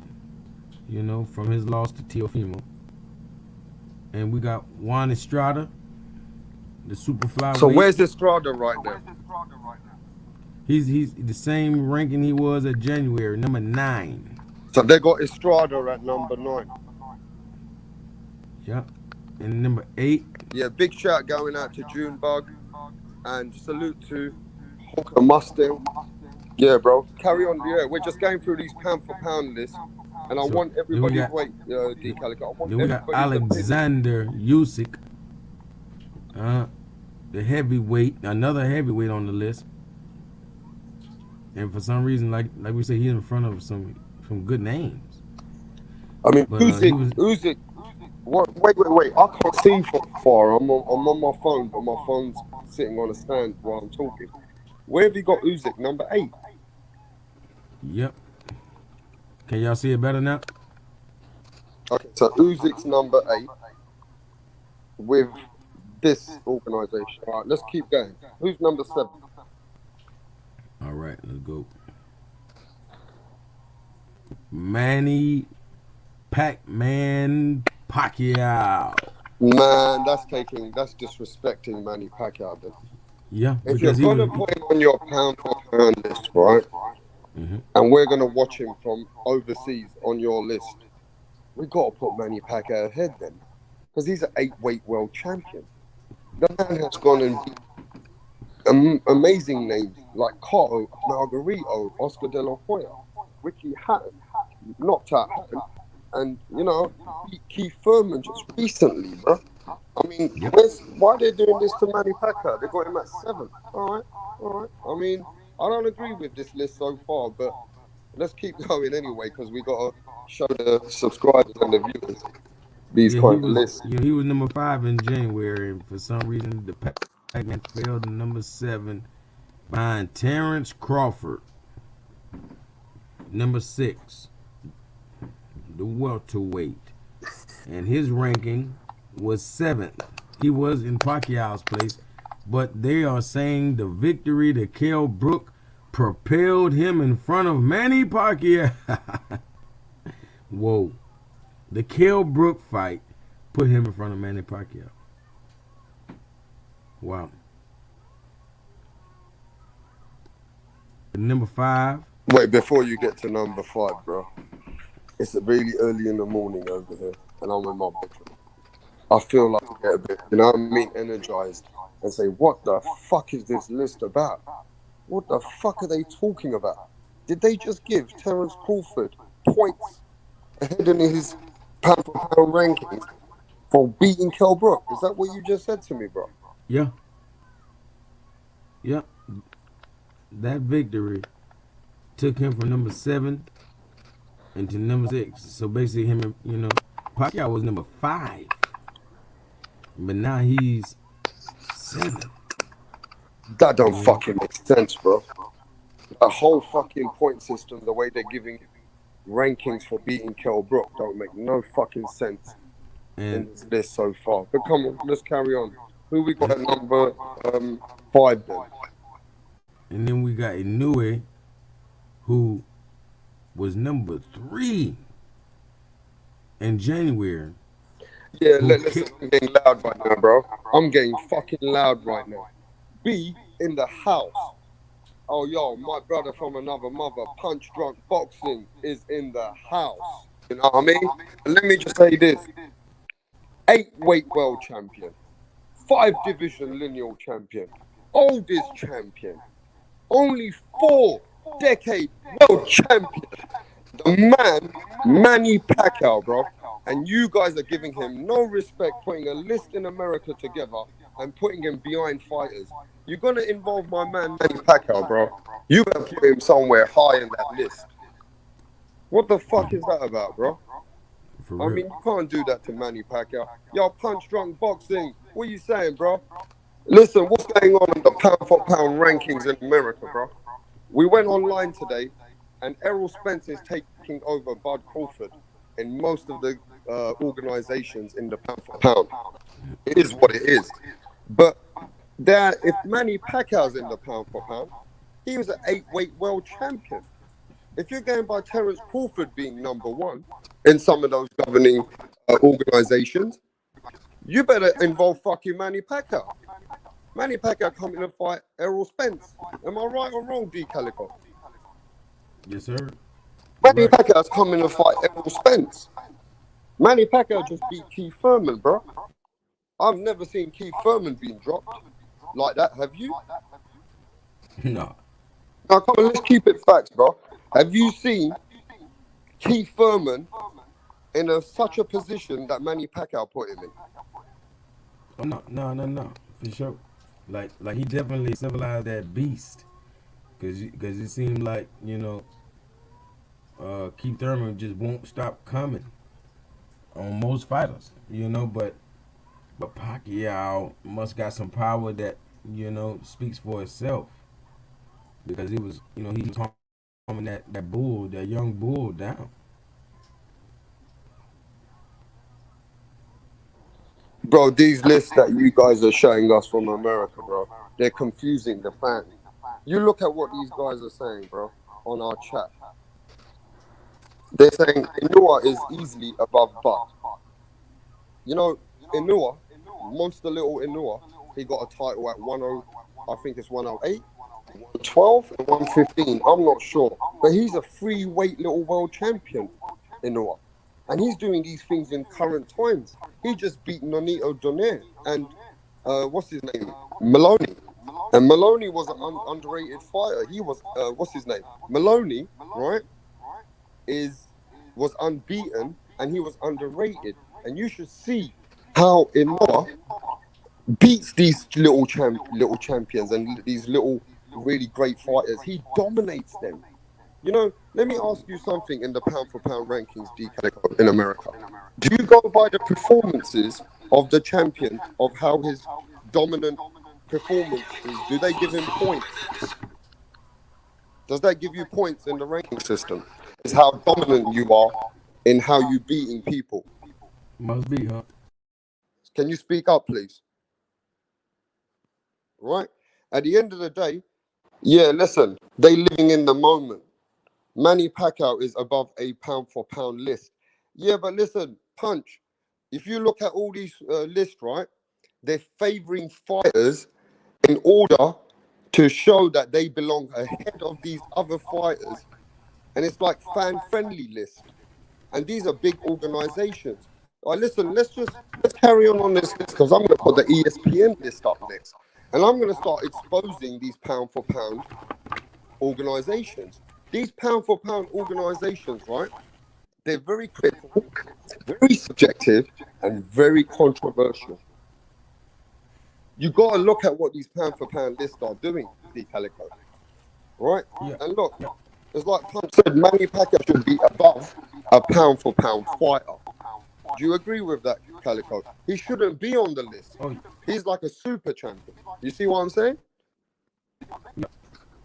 I can't hear you. Can you say that louder? Yeah, I hear you, brother. I agree. Yeah.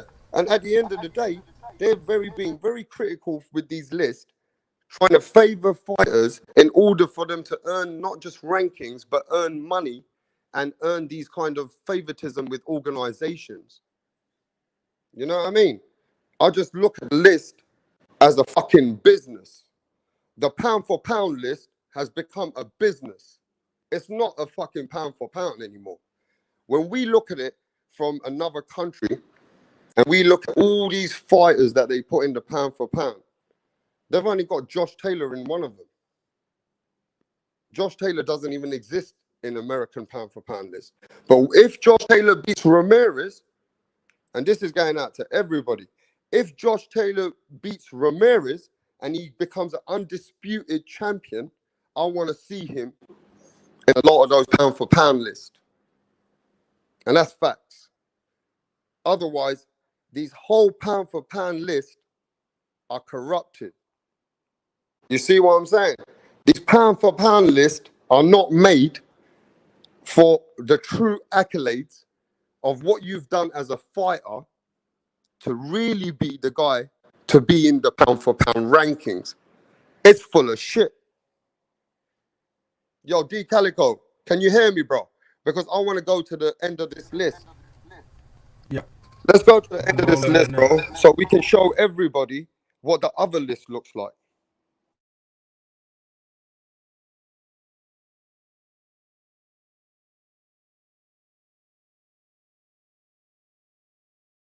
Yep. Number 4 is Teofimo Lopez. They gave Terence Crawford credibility to make him number one in another list by beating Kell Brook. Go ahead. Watch the. This is where the disrespect comes in. Yeah, show us the disrespect. Teofimo Lopez wasn't even ranked until he beat Vasily Lomachenko. I mean, no, look, Teofimo for me belongs in the top 10 in the list. But right now, this list is very controversial. Oh yeah, over Pacquiao and Oh my God, I can't believe that the man them are putting these fighters ahead of different fighters. This is disrespectful, bro. But Teofimo definitely belongs in the list for me. But I don't agree with this list so far. But let's carry on, bro. All right. Yeah, Hawker Mustang says most pound for pound are fanboys. Number 3, Tyson Fury. Yeah, how the fuck have you got a heavyweight in the pound for pound? How the fuck they got heavyweight? Not just a heavyweight. Pound for pound? Not just a heavyweight. Not just a heavyweight. The heaviest heavyweight.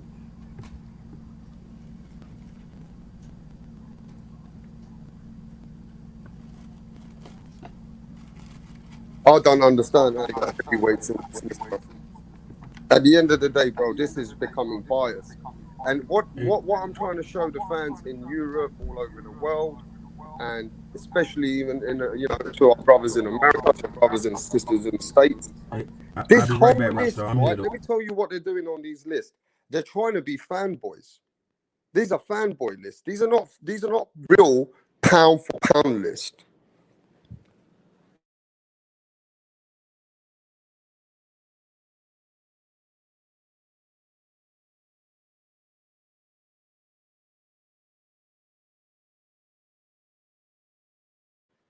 Yo, D, are you there? D, put the ESPN pound for pound list up for me, please. These pound for pound lists are totally controversial, mate. They're just trying to show that these lists are there for the fighters that they choose, that they think are in their list. But based on what? You're putting heavyweights in there, people with what they've done 3-4 years ago, and you've got Hall of Famers and you've got fighters which are beyond these lists like Manny Pacquiao, and you're putting them behind a whole bunch of fighters. I mean, at the end of the day, this is disrespect to the sport, to the pound for pound game. And let's be honest, I woke up today, right? And Errol Spence has took over Terence Crawford in the pound for pound in most organizations. The only organizations now, Terence Crawford still is number one in some organizations when it comes to ESPN and different organizations. These pound for pound lists is not just fucking, imagine it confuses the casuals. This pound for pound list is confusing the hardcore fucking boxing world. They're biased as fuck. They're biased as fuck. You know what I mean? It don't make sense, these pound for pound lists. Not to me. I don't know how these pound for pound lists make sense to you guys. You got Manny Pacquiao at number 7. And you got Manny Pacquiao behind Bud and Errol. I mean, how's these pound for pounds work? All right, let's just see what people are saying. Whoever has the most fans makes it on the list. Hawker Mustang says whoever has the most fans makes it on the list. Hey, brother, brethren, exactly what I'm thinking. Now, these are fanboy lists. These are lists that they must get paid by either sponsors or organizations, or something's going on, bro, to favor these fighters. Like Bob Arum must have this favoritism going on with his fighters for the pound for pound list. Al Heyman has his favoritism going in for the pound for pound list. It's like different pound for pound lists are riding with different fucking fighters. We're not giving it based on accolades, opposition. What have you done for me lately? Even to the point, are you winning in dominant force? It's just pound for pound list is subjective. You know? Let's go with some of the people, bro. Canelo is the right. He's the right on pound for pound. So LT's got Canelo number 1 pound for pound. Punch Drunk Boxing, he got Canelo, Pacquiao, Inoue, Teofimo, Crawford, Usyk. Man, he making a top 10. Fury, and he put my Josh Taylor at the end there, bro. At least he got Josh Taylor in that list, bro. At least you got Josh Taylor in that list, bro. Put some respect on Josh Taylor. But yeah, man, at the end of the day, how you guys putting heavyweights on the list, though, bro? How did you get a heavyweight on the list, bro? Isn't the pound for pound meant to be fighters that can fight at different weights? Heavyweights are the kings of the game. So, again, I'm confused with the list and how people put it together for pound for pound. You know what I mean? But, yo, you got, okay, you got Fury in that list, yeah? So you got a heavyweight in that list, yeah? All right. I mean, T-Tone, whoever challenges more weight shows that he's got pound for pound skills. And that's facts. If you challenge different weights, you definitely belong there with the accolades that what you bring to the table. But where's Jamal Charlo, bro? Nobody wants to involve Jamal Charlo. What happened to Jamal Charlo, bro? You guys got something against Jamal Charlo? Yeah, he's definitely nowhere on the list. Yeah, but where the fuck is Jamal Charlo, bro? He's a unified champion. Talk to me about that. Yeah, sick. I mean, you look at these lists, bro. It is very, some of them are very controversial. And you know what I mean? If you're going to put people ahead of legends in the sport and people which have done 8 different weights, I can't come to this list anymore. Does that make sense to you, D Calico? No, man. It just sounds so Like, stupid, bro. I mean, can you show me the ESPN list? all right, let me pull it up. ESPN, pound for pound. Let's go to ESPN and see what that looks like. But have you guys got Errol Spence ahead of Terence Crawford in the pound for pound? Have you guys seen that Errol Spence has been more current, doing more better performances with great opposition? His opposition should bring him in the pound for pound, right? What has Terence Crawford done in the last few years, couple years? Should Errol Spence be ahead of Terence Crawford? First of all, let's get that organised in the list. Should Errol Spence be ahead of Terence Crawford now in the pound for pound? Hey, Because Terence Crawford ain't been doing much. Errol Spence has been see, continuously stepping it up. see, this is ESPN that said in 2018, like I say, over Lamont Peterson Now tried to you push gotta Errol go to Spence. the I ESPN know, list. I know. I'm just saying, bro. Yeah, I'm go saying ahead. this is ESPN in 2018 that said Errol Spence, who is still undefeated. They say he was number 5. It pushed him up to number 5 for beating Lamont Peterson. Then when he beat the other Garcia, Mikey Garcia, they put him at number 4. So it almost makes sense that beating Danny Garcia would move him above his 2019 position. In 2019, he was number 4 on ESPN's list. And let me see if they have a new list. I'm looking for it right now.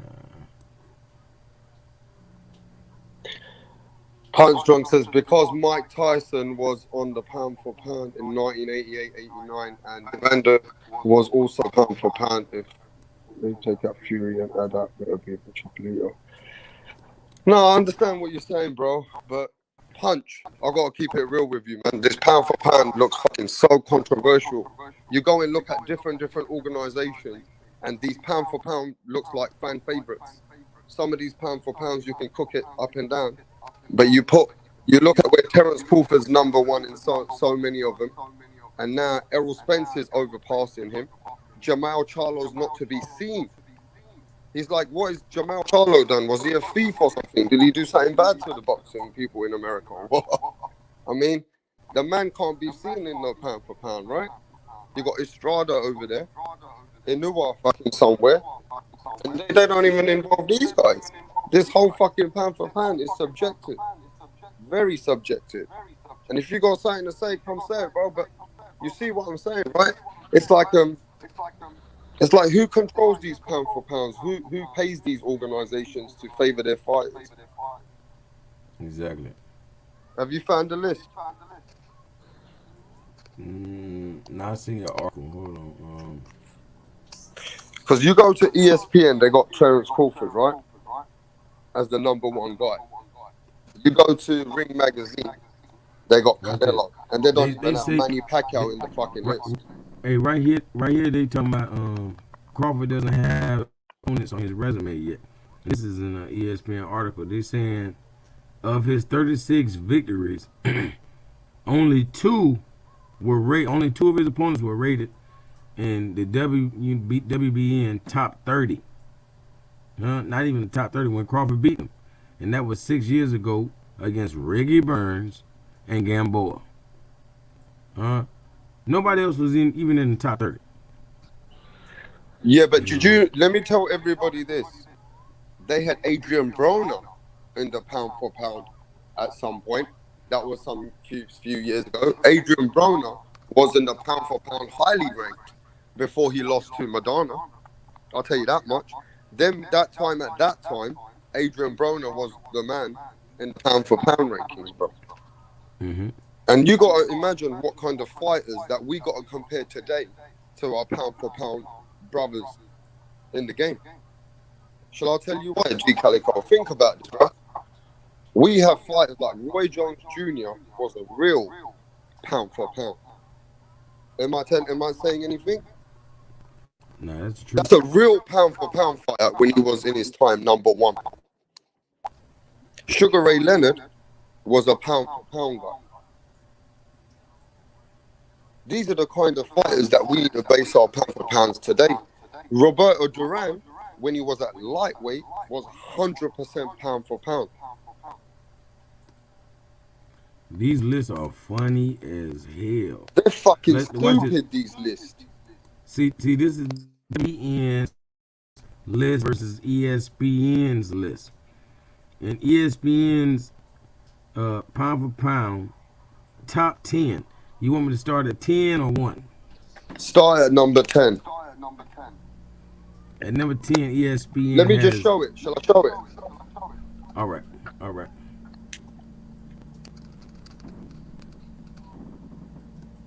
What do you guys think, man?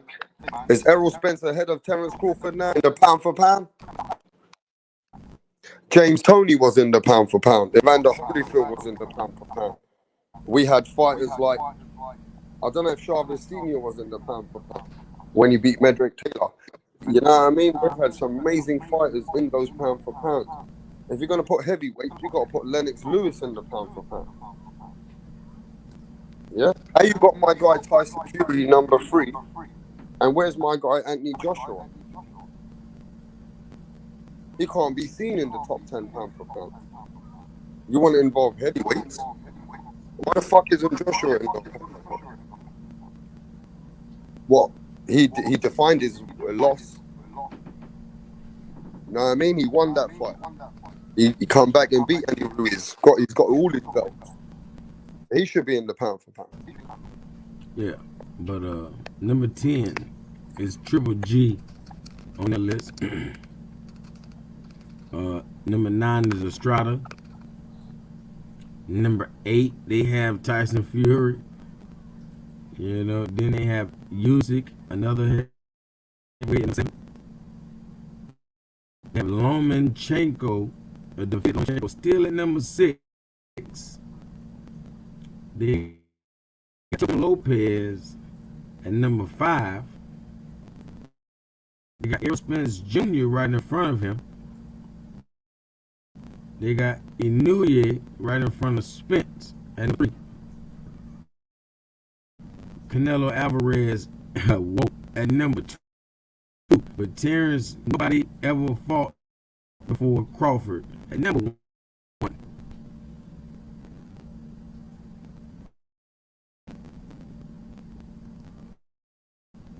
Wraps up. Yeah, man, I'm looking at this carefully, man. These pound for pounds are fucking crazy, ain't they, bro? Watch this. This next one is even crazy. Show us the next one. The WBN. Hold on. I'm going to show you who they got. There we go. The WBN at number 10, they have Usyk. At number 9, they have Terence Crawford. At 8, they have Triple G. At 7, still they have Vasily Lomachenko. At 6, they have Pacquiao.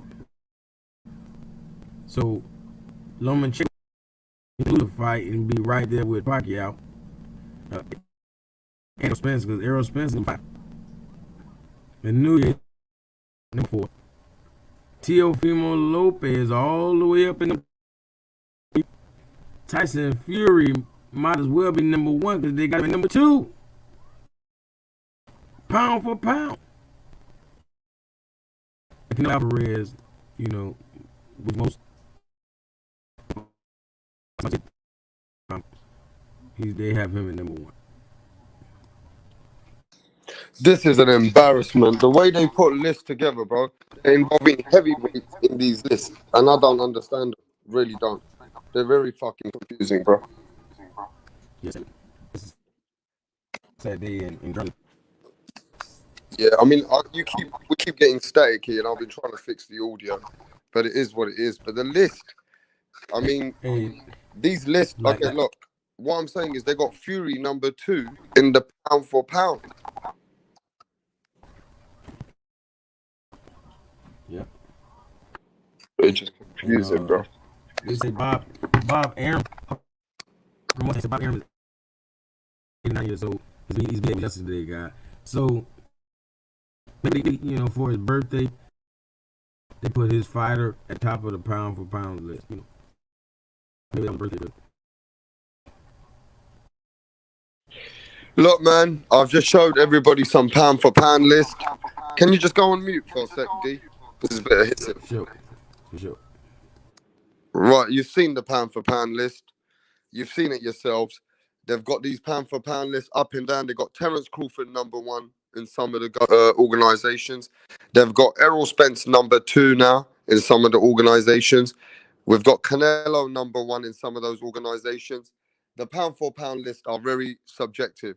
Then we've got Manny Pacquiao at #7 in some of those organizations. We've got Inua at #4. We have Terence Crawford at #6 in some of the organizations, but then we've got him at #1 at some of the other organizations. And then we've got Tyson Fury in #3 and #2 in different organizations. I can't see Jamal Charlo. I can't see Anthony Joshua. I hardly see Estrada. I'm not seeing some other greater fighters. You're putting Manny Pacquiao out of some of the list, and then you want to put him in some of those lists. Don't make no fucking sense to me. This whole thing is like I said, a controversial business. The list is there to favor the organizations. Who's actually behind those lists? Who pays them to do those lists? I mean, part of me thinks, it seems like different interest must be with different organizations to put those lists together, right? You know what I mean? Let me get to some of these messages now. Let's get to some of these messages, bro.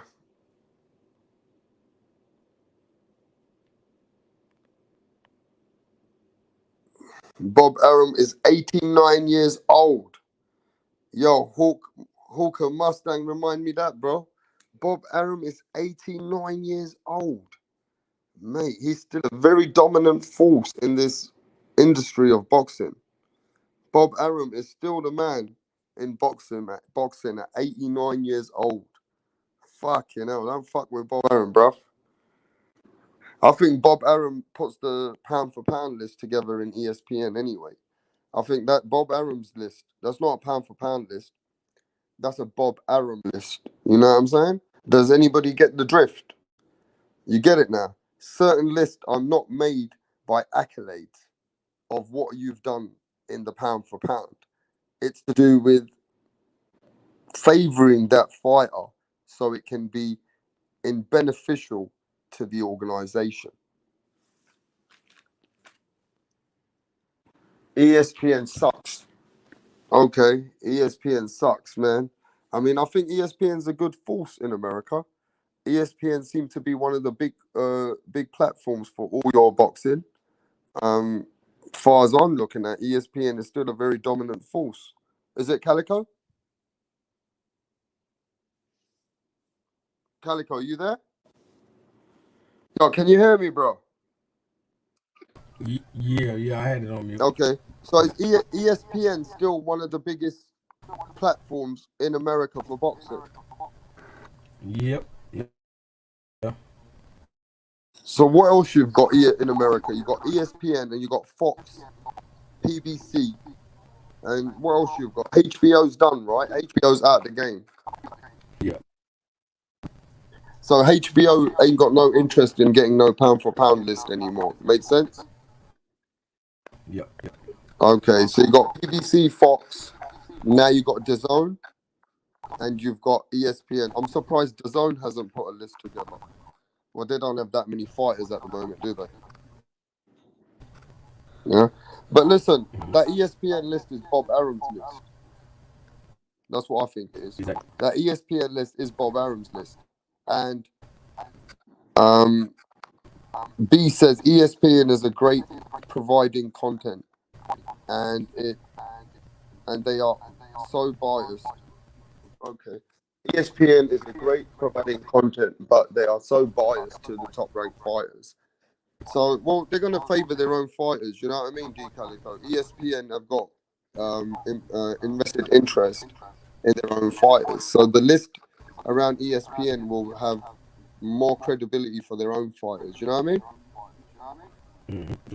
Yeah, man. And John Book says yes, Spence should be upon Bud.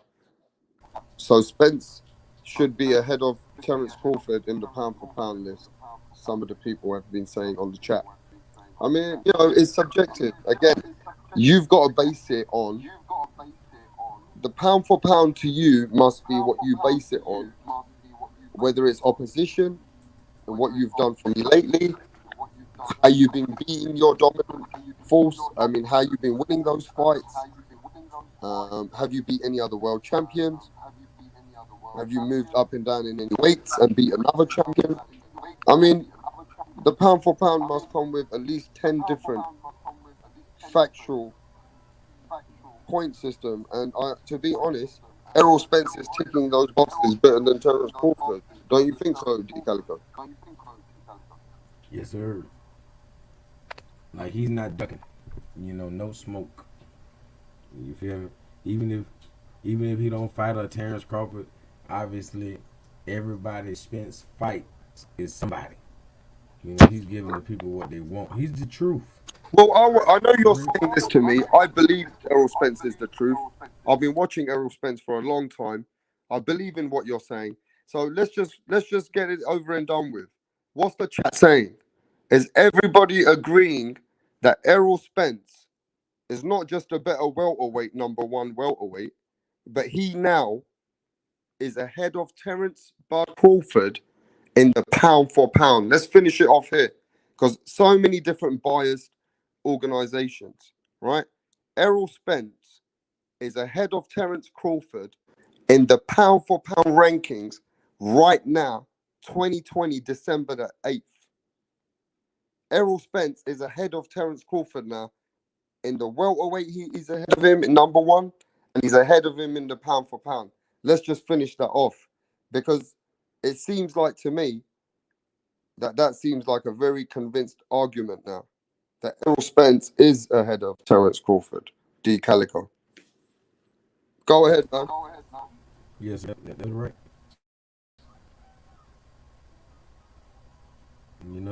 Aaron Spence. The easiest way to grade this is, comment. Their last opponent, and Danny Garcia is much better than Kell Brook at this point. Like you say, with resistance, like there's no resistance left in Kell Brook, and obviously nobody's never even knocked Danny Garcia down. So the whooping he got, this past So, was what does Terence Crawford need to do to stay in the pound for pound rankings for you? Who does he need to fight to stay in the pound for pound rankings? whoever it is, they have to be a you know, top 20 guy. I mean, top 20 is nothing. He he has to, really just it like it has to be a great fight, like he says. He has to pick a great opponent, or he at least has to fight his mandatories, so nobody can say he's ducking or fighting chumps. You know, like a lot of times the mandatory isn't always exciting, but in this case, it's very exciting. Sean Porter against Bud, that's very exciting, and I don't think he wants a good underdog to fight because we all know that Porter does have a chance, you know, and he's definitely not Kell Brook, So man, it would be real fun. It would be fun to see anybody fight Sean Porter just because of the way his style of fighting, And I don't think Bud wants to be a part of a fight of the year, Like that would be an awesome fight, And it's gonna take all he got to whoop Sean Porter. It ain't gonna be no walk in the park. So let's just get it done then. Let's just say it, right? Errol Spence has been doing much more. Even after God gave him a second chance, D Calico, a lot of people wouldn't have made that. So God bless Errol Spence. First and foremost, let's appreciate that we got Errol Spence still in the boxing fraternity. and he came back to show that the truth is back. But the truth's taking over Terence Crawford now, bro, in the pound for pound ranking, and we already know he's the number one welterweight. And him getting the Manny Pacquiao fight definitely will put Terence Crawford ahead of everybody in the rankings when it comes to Terence Crawford. But on that matter, Transcend Sports, introduce yourself to the platform, to the panel, to the channel, bro. Hey, what's up to chat? What's up to panel? Rapstar, God bless, brother. Also, I keep forgetting your name, man. What's the other guy's name on the panel? Tell him, D. D Calico. Yeah, God bless you, brother. Sorry, I just keep forgetting your name. I didn't mean to do that. Sorry, man. Yeah, my name Transcendent Sports. So please subscribe to my channel and everything. And you know what? I agree with you guys. You know what's really bothering me is, and I agree with you, Rapstar, is that the list is just favoritism because of their organization. Whoever's get into it, which is really biased. And I've seen the list. I've seen the list that you put up. I'm like, some of them are just ridiculous, aren't they? Some of them are like, what? I don't know. I don't understand how that guy is upper than this guy. Is it because they're champions of that organization, or is it because you think maybe they just picked that guy just to make a controversial topic? But what do you guys think? Because I don't know how to really respond that with that. Oh, where'd he go? I don't know. Can you guys hear me? Hello? Yeah, can you hear me now? Yeah, I can hear you. Yeah, I had to go out. I got some audio issues. But what I will say to you, Transcend Sports, right? That when we look at these lists, right, coming from England, looking in the inside, they look very, very controversial. Because they are. It is. I agree with you. 100%. They look very, very subjected and very fan-friendly, biased list. Now, I cannot argue with you that Canelo belongs in the 1-2 for sure. I'm not going to argue with that. But having Terence Crawford at number one in some of those organizations, and then now we're seeing Errol Spence at number 2 in many of the organizations, and some got him at number 1, okay? Then we don't see nothing about Jamal Charlo, and we see nothing about Anthony Joshua, and we don't hear nothing about Josh Taylor. Then we don't see fighters like Estrada. Then we don't look at fighters like we've got in the industry, which are 3-weight world champions, like Inua. You know, he's the 3-weight world champion Inua. We got to look at what their accolades is in the last, what they've been doing in the last 4 or 5 fights, right? Mm-hmm. And you look at some of the list, they got Manny Pacquiao in some of them, and then they don't even involve Manny Pacquiao of some of them. He's bigger than any list for me as a pound for pound guy anyway. Right. Which I don't understand how, though. Like, how he beat Keith Thurman, and that's supposed to count something? Right? Oh, Mr. Punch, she's here. What's up, brother? Look, I don't understand. Josh Taylor is a great fighter. I don't understand why he's not in the list. Hello? I don't know if you guys can hear me. Yeah, I get all these. Listen, before I introduce Punch to the show, or he'll introduce himself. Can you hear me? Yeah, your echo is kind of a little bad, bro. Can you hear me now? Yeah. Right. What I'm saying is, looking outside, coming in, the list looks like a business. It doesn't look like accolades. But let's introduce the next man on the show, the one and only. There's no names for this guy, bro. Let him introduce himself. Go ahead, bro. Woo! You already know this is Punch Drunk Boxing, aka Mr. Woo! Shout himself, Mr. Rap Star, UK's favorite son, Transcendent Sports. What's good, everybody on the panel? How everybody doing? Bro, dude, So, oh good, you, oh good, you bro. got me chills every time you introduce yourself like that. That's literally chills. I love it. I love it. Punch, that's been the best intro than you've ever done, even in your own show. I mean, I had to go back out and fix my audio just to let you know. You just blew my speakers about, bro. Hey, hey, hey, punch. What's good? That literally sounded like it was pre-recorded. Nah. I'm here, man. This is You live, baby. didn't This is just do live. that right now. That's pre-recorded, bro. This is Hey, live, baby. This is live, man. yeah, that was lit. That was lit. Hey, listen, it's morning here, D Calico, but Punch puts this energy back into me, bro. I'm like, what? Go on, Punch. Tell us what's going on, bro. These pound for pound lists have changing overnight. I mean, of course, it's because it's new. People are feeling the Earl Spence win. Just like yesterday when you asked me, and I said right away Spence because it was just the spurt of the moment. It's just boxing always works like that. Boxing always works. What have you done for me lately? One day is a fight, the next day is who's next, and that's it. People want to erase. So that's why yesterday, even when I said it, I said, well, let's give us some time. Give us some time, give us some thoughts and you know what it is. I mean, people have their pound for pound of what they critique it like this. Some people critique it, what have you done for me lately? People critique it as there's no heavyweights. People critique it as what they have done throughout the spurt of their career. How long is how what's the window of relevancy? Is it 2 years? Is it 1.5 years? Is it 5 years? So I think that's what it is. If it's performances, is when have you fought those type of caliber of fighters, undefeated fighters, veteran, whatever. I think everybody just got so is different. Is a different people categorize the pound for pound in so many different ways.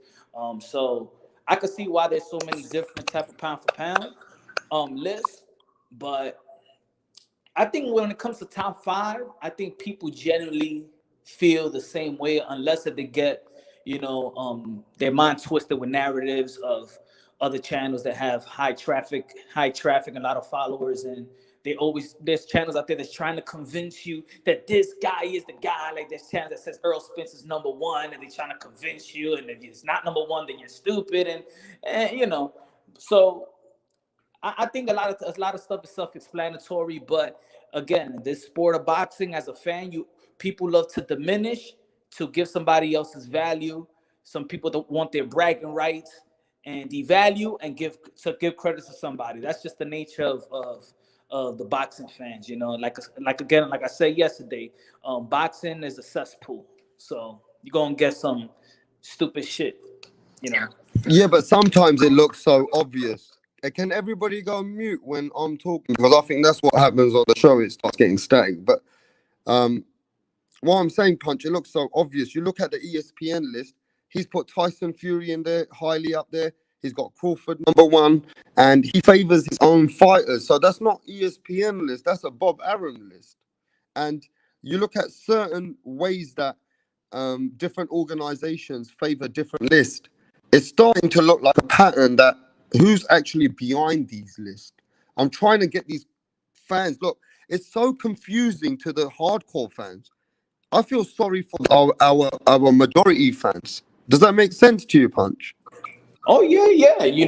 We expect the hardcore boxing fans to actually educate the casuals, but then it seems like the hardcore boxing fans has become like the casuals. So, um, I mean, look, if you don't have Canelo Alvarez number one or at least number two, you're bugging out.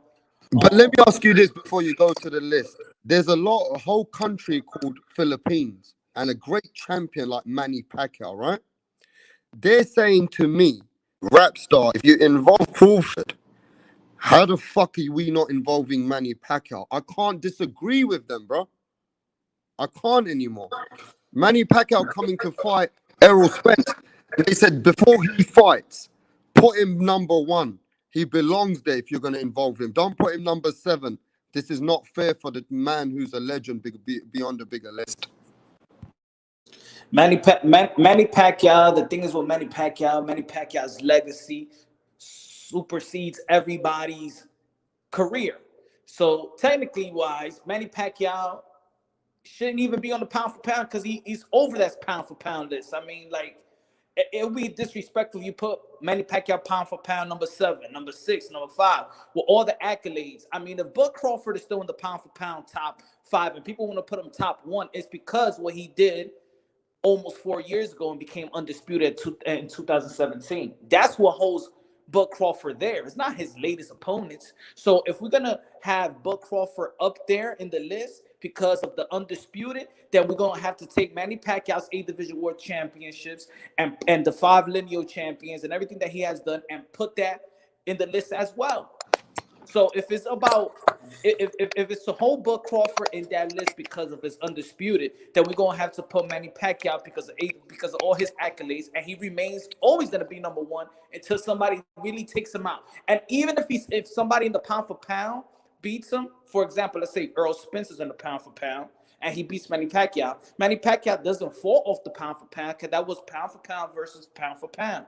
Now, some people may say that we're crazy on putting Teofimo Lopez top 5, but there's only 2 fighters that has beaten other pound for pound fighters. Canelo beating Triple G, Teofimo Lopez beating Lomachenko. So we talk about pound for pound, but how many fighters beat other pound for pound fighters? I mean, but your boy Teofimo was unranked. He wasn't even ranked until he beat Vasily. Exactly, but he beat another pound for pound fighter that was regarded 1, 2, 3. So that's why Tyson Fury is on the list, because he beat such a great fighter. But other than that, he was not even ranked. And it's also with performances. It's how you beat that pound for pound caliber. Like, a lot of people didn't give a lot of credit. No, one fight. So one fight could do that much? No, not that one fight. He went back to back beating champions. He beat Richard Comey and beat Lomachenko. Okay, before you explain it, Punch, everybody smash the like button. We're getting messages. This is very interesting show. We love what we're hearing. So carry on, Punch.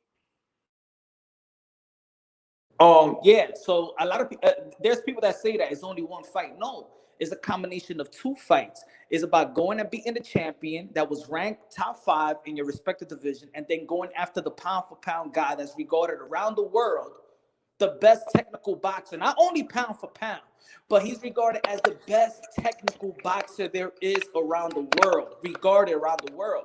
So yeah, but you have to appreciate this, Punch. People want to know why they class them as pound for pound. Is it because of the opposition they fight? Is it because of they moving different weights? Is it because they fight ranked fighters and they're in what performance they give in those oppositions? Or is it because they have a fan-friendly, big numbers? You got to explain to people, because I know you're hardcore, and we've been trying to define for 1 hour what is the pound for pound. Isn't it all these things that I've mentioned? And tell me some more. The resume, the way you beat top level competition, the hardware, the accomplishments, and yes, pound for pound really came from guys that's jumping from division. So Vasily Lomachenko been fighting ranked fighters since day 1, right? He's got multiple titles in different type of division. He unified title in respective division, and he fought a pound for pound caliber fighter, just like the Rigondeaux. They could say that he was small, but it's still there, just like they say about Errol Spence. He fought Mikey, another pound for pound caliber fighter. And it's the way that you beat these top guys. Lomachenko has gone through division, beaten ranked fighters, beating them, making them quit. That means in performance-wise, in their prime as well. So you get those type of caliber fighters top there. Teofimo Lopez outboxed the guy. I think if Teofimo Lopez would have knocked out Lomachenko, I think that was more expected than him outboxing Lomachenko. That outboxing the best technical boxer out there is what gets him into that pound for pound, because he beat a pound for pound caliber fighter, outboxing him for 12 rounds. Now, when it comes to who else we could talk about, we could talk about Jermall Charlo. Jermall Charlo is there, which a lot of people don't have him in their pound for pound. He has, look at his resume. He has a very underrated resume, and his resume is really good. He avenged his loss versus Tony Harrison and knocked out Tony Harrison. So that keeps him there. He has the hardware. and he's fighting guys within their prime as well. Well, me Not to answer saying your that. question, 90% of platforms don't have him even in the pound for pound rankings, bro. This is more confusing than the BCS rankings. You hear me? I'm Yeah, because talking about, the way Punch is telling us, then Jamal Charlo don't even he's not even in there, but he has all the things that Punch was talking about. I mean, This is a very I confusing fucking issue for me. look. Me personally, I want to see Teofimo defend his titles. You know, like if he picks the wrong guy, he gonna lose. But we don't I'm even saying, know that yet. What I don't understand is how is Manny Pacquiao under these guys like I mean, should Manny Pacquiao be under Inua? You know why Manny Pacquiao is not there in different titles? It's because the lack of respect people have for other fighters. If they have respect for Thurman, which he was in the pound for pound list after the Denison Garcia as number 4 in ESPN and in a lot of pound for pound lists. If they respect these fighters and put them where they at, once these fighters get beaten, that guy gets the respect. The reason why all of a sudden that Keith Thurman is a fighter that nobody wants to respect, like he's just not a top guy anymore.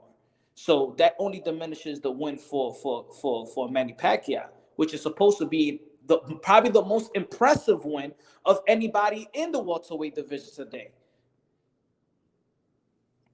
That's true. That's absolutely true. Because Transcend, I want you to tell me, Transcend, if you're gonna have a pound for pound today, would you involve the heavyweights? Because I want to make this before Punch. I'm glad Punch came on and you came on, and we got Calico from the States, and I'm from England. Just want to clean it up for the casuals a bit. Would you? Let's say this. Would we involve the heavyweights first in the pound for pound? Let's go with you, Transcend. I would, yeah. Explain I why. would. I want you to explain why you would, and then we're going to go to Punch, and then we got to Calico. Because it's important for the casuals to know what this pound for pound means and what it should mean in a wider scale of things. Why would you involve heavyweights? Because heavyweight's part of boxing, right? That's number one thing. Number two is what Punch said. It's what have you done for me recently? In heavyweights, we have a very exciting heavyweight division right now, right? We have a very exciting heavyweight division right now. And not only that, boxing back then was all about the heavyweights. Was all about the heavyweights. When Ali was on top of his prime, he was back then he's probably the top of pound for pound list back then, right? When Ali was in his prime, right? Am I wrong? I think so, yeah. I Right? mean, I didn't ever knew Ali was as a pound for pound. I only know Ali as the greatest of all time as a heavyweight. Yeah, no, I know. But what I meant is, if there was a pound for pound list back then, Ali would have been number one, right?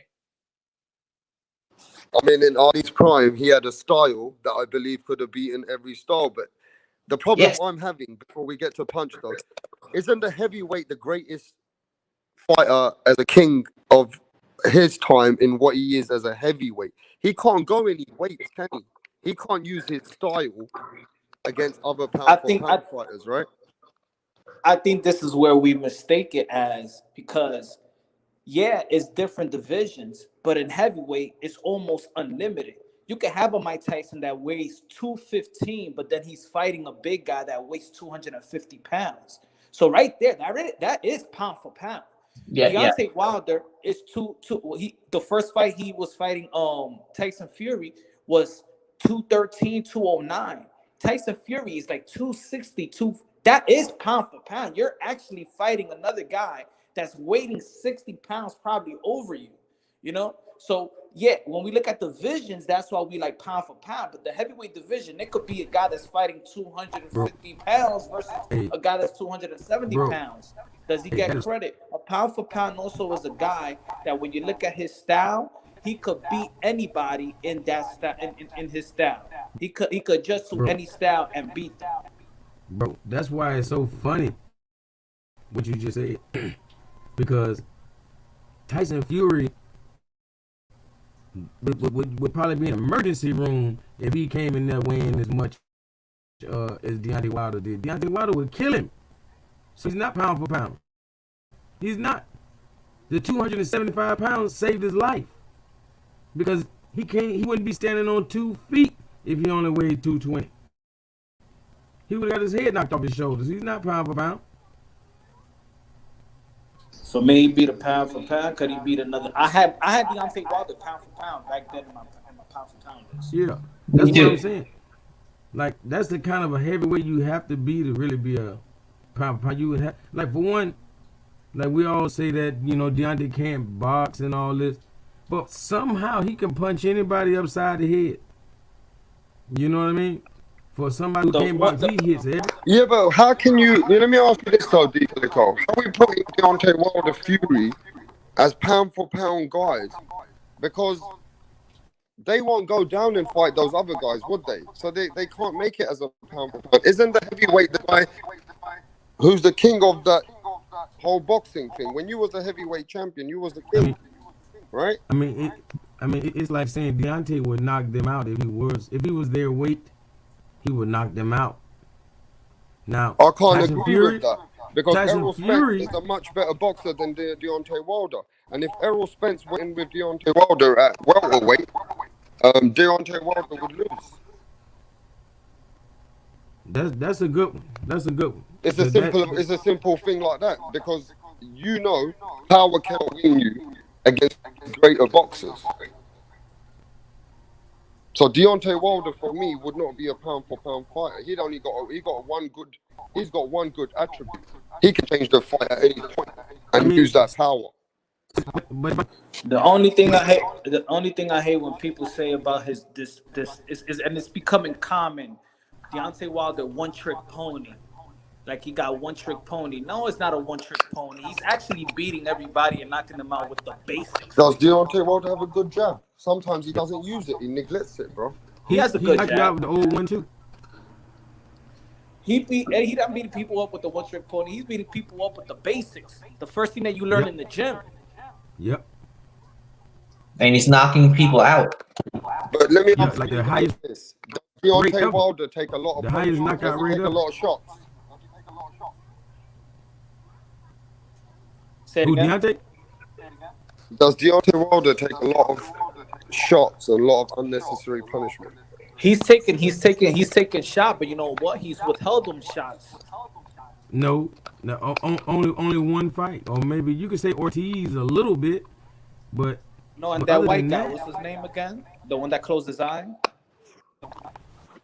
Oh, that guy. Yeah, I forgot his name. I mean, Deontay Wilder, it's not like he's only a one-trick pony, but he just doesn't have great boxing skills. And I just feel like the skills that he does have, it gets overshadowed because of his power, if that makes any sense. He does have skills, but when it comes to heavyweight, it's just a different type of skill, a different type of way that he moves. You know, a guy with no skills wouldn't be and wouldn't. A guy that just started when he's 20 years old. And remember this: Deontay Wilder didn't start fighting because he wanted to be the best.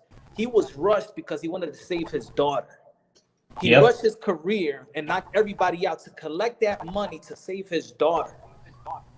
The only reason why he fights was fighting. Of course, now later down the line, he became this star. Now it's all about his career, but it was never about that.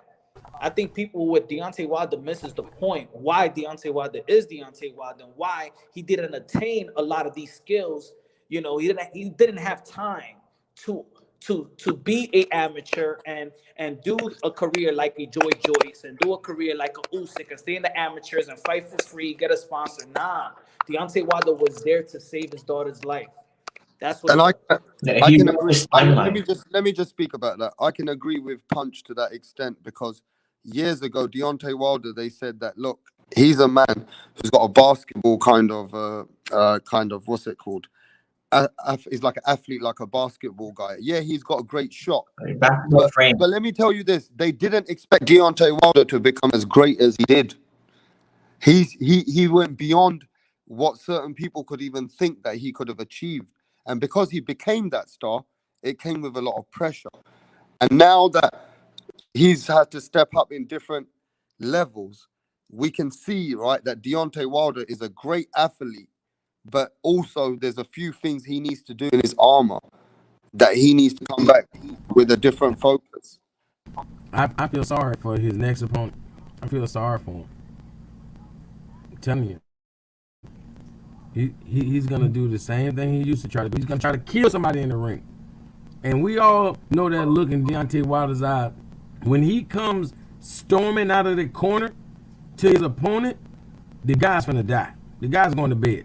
It never ceases to fail me. You know what And I mean? somehow, I don't think that's gonna be Fury. It's not Somehow, gonna be Fury. He's not gonna fight Fury. I think that the opponent that if Deontay Wilder doesn't fight Fury, and they give him another opponent, yeah, then we gotta feel sorry for that guy. I mean, I could see Fury beating Wilder, but I can also see Wilder knocking this guy out. You know, I could see. And the thing is, if you're gonna, let's say this, if you're gonna bet or rely on somebody to learn something quick in the boxing world, you know who would that be? Out of anybody in any division, it would be Wilder. Because I've seen it with my own eyes. A man that started at the age of 20 and learned quick. So if I say, you know what, this guy could go back into the gym and actually listen to whatever trainers that he's gonna hire to get the job done and get something going, I believe in Deontay Wilder will grasp that information, because that's the reason how he got to the point that he is, by grasping these informations real quick, going to the Olympics, bringing the bronze medal to America, then going to the professional level, knocking everybody out, and knocking out twice the guy, and almost knocking him out because another referee, 95% of the referee, if you land the way that you land, they would have called off the fight. The guy that everybody feels like is the best technical fighter, heavyweight in the world, Deontay Wilder laid his ass out 2 times. So if I believe in anybody that could learn something quick and going back to the drawing board, it would be Deontay Wilder. Hate it or love it, that's the facts. Yeah, that's true. Absolutely. He can learn everything from now on. Like, he can learn. That's how good he is. Well, I keep telling people he can still do great things, even if Tyson Fury is his boogeyman. There's great things that Deontay Wilder can do against these other champions and other fighters, that Deontay Wilder is still the main guy in that fight. If Deontay Wilder fights Anthony Joshua, that's a better stylistic matchup for me, Punch, for Deontay Wilder. Hey, the boogeyman is Deontay Wilder still. Remember, this man had to fire everybody in his corner, come to America, get a whole new team just for a guy that only has a one-trick pony, Deontay Wilder.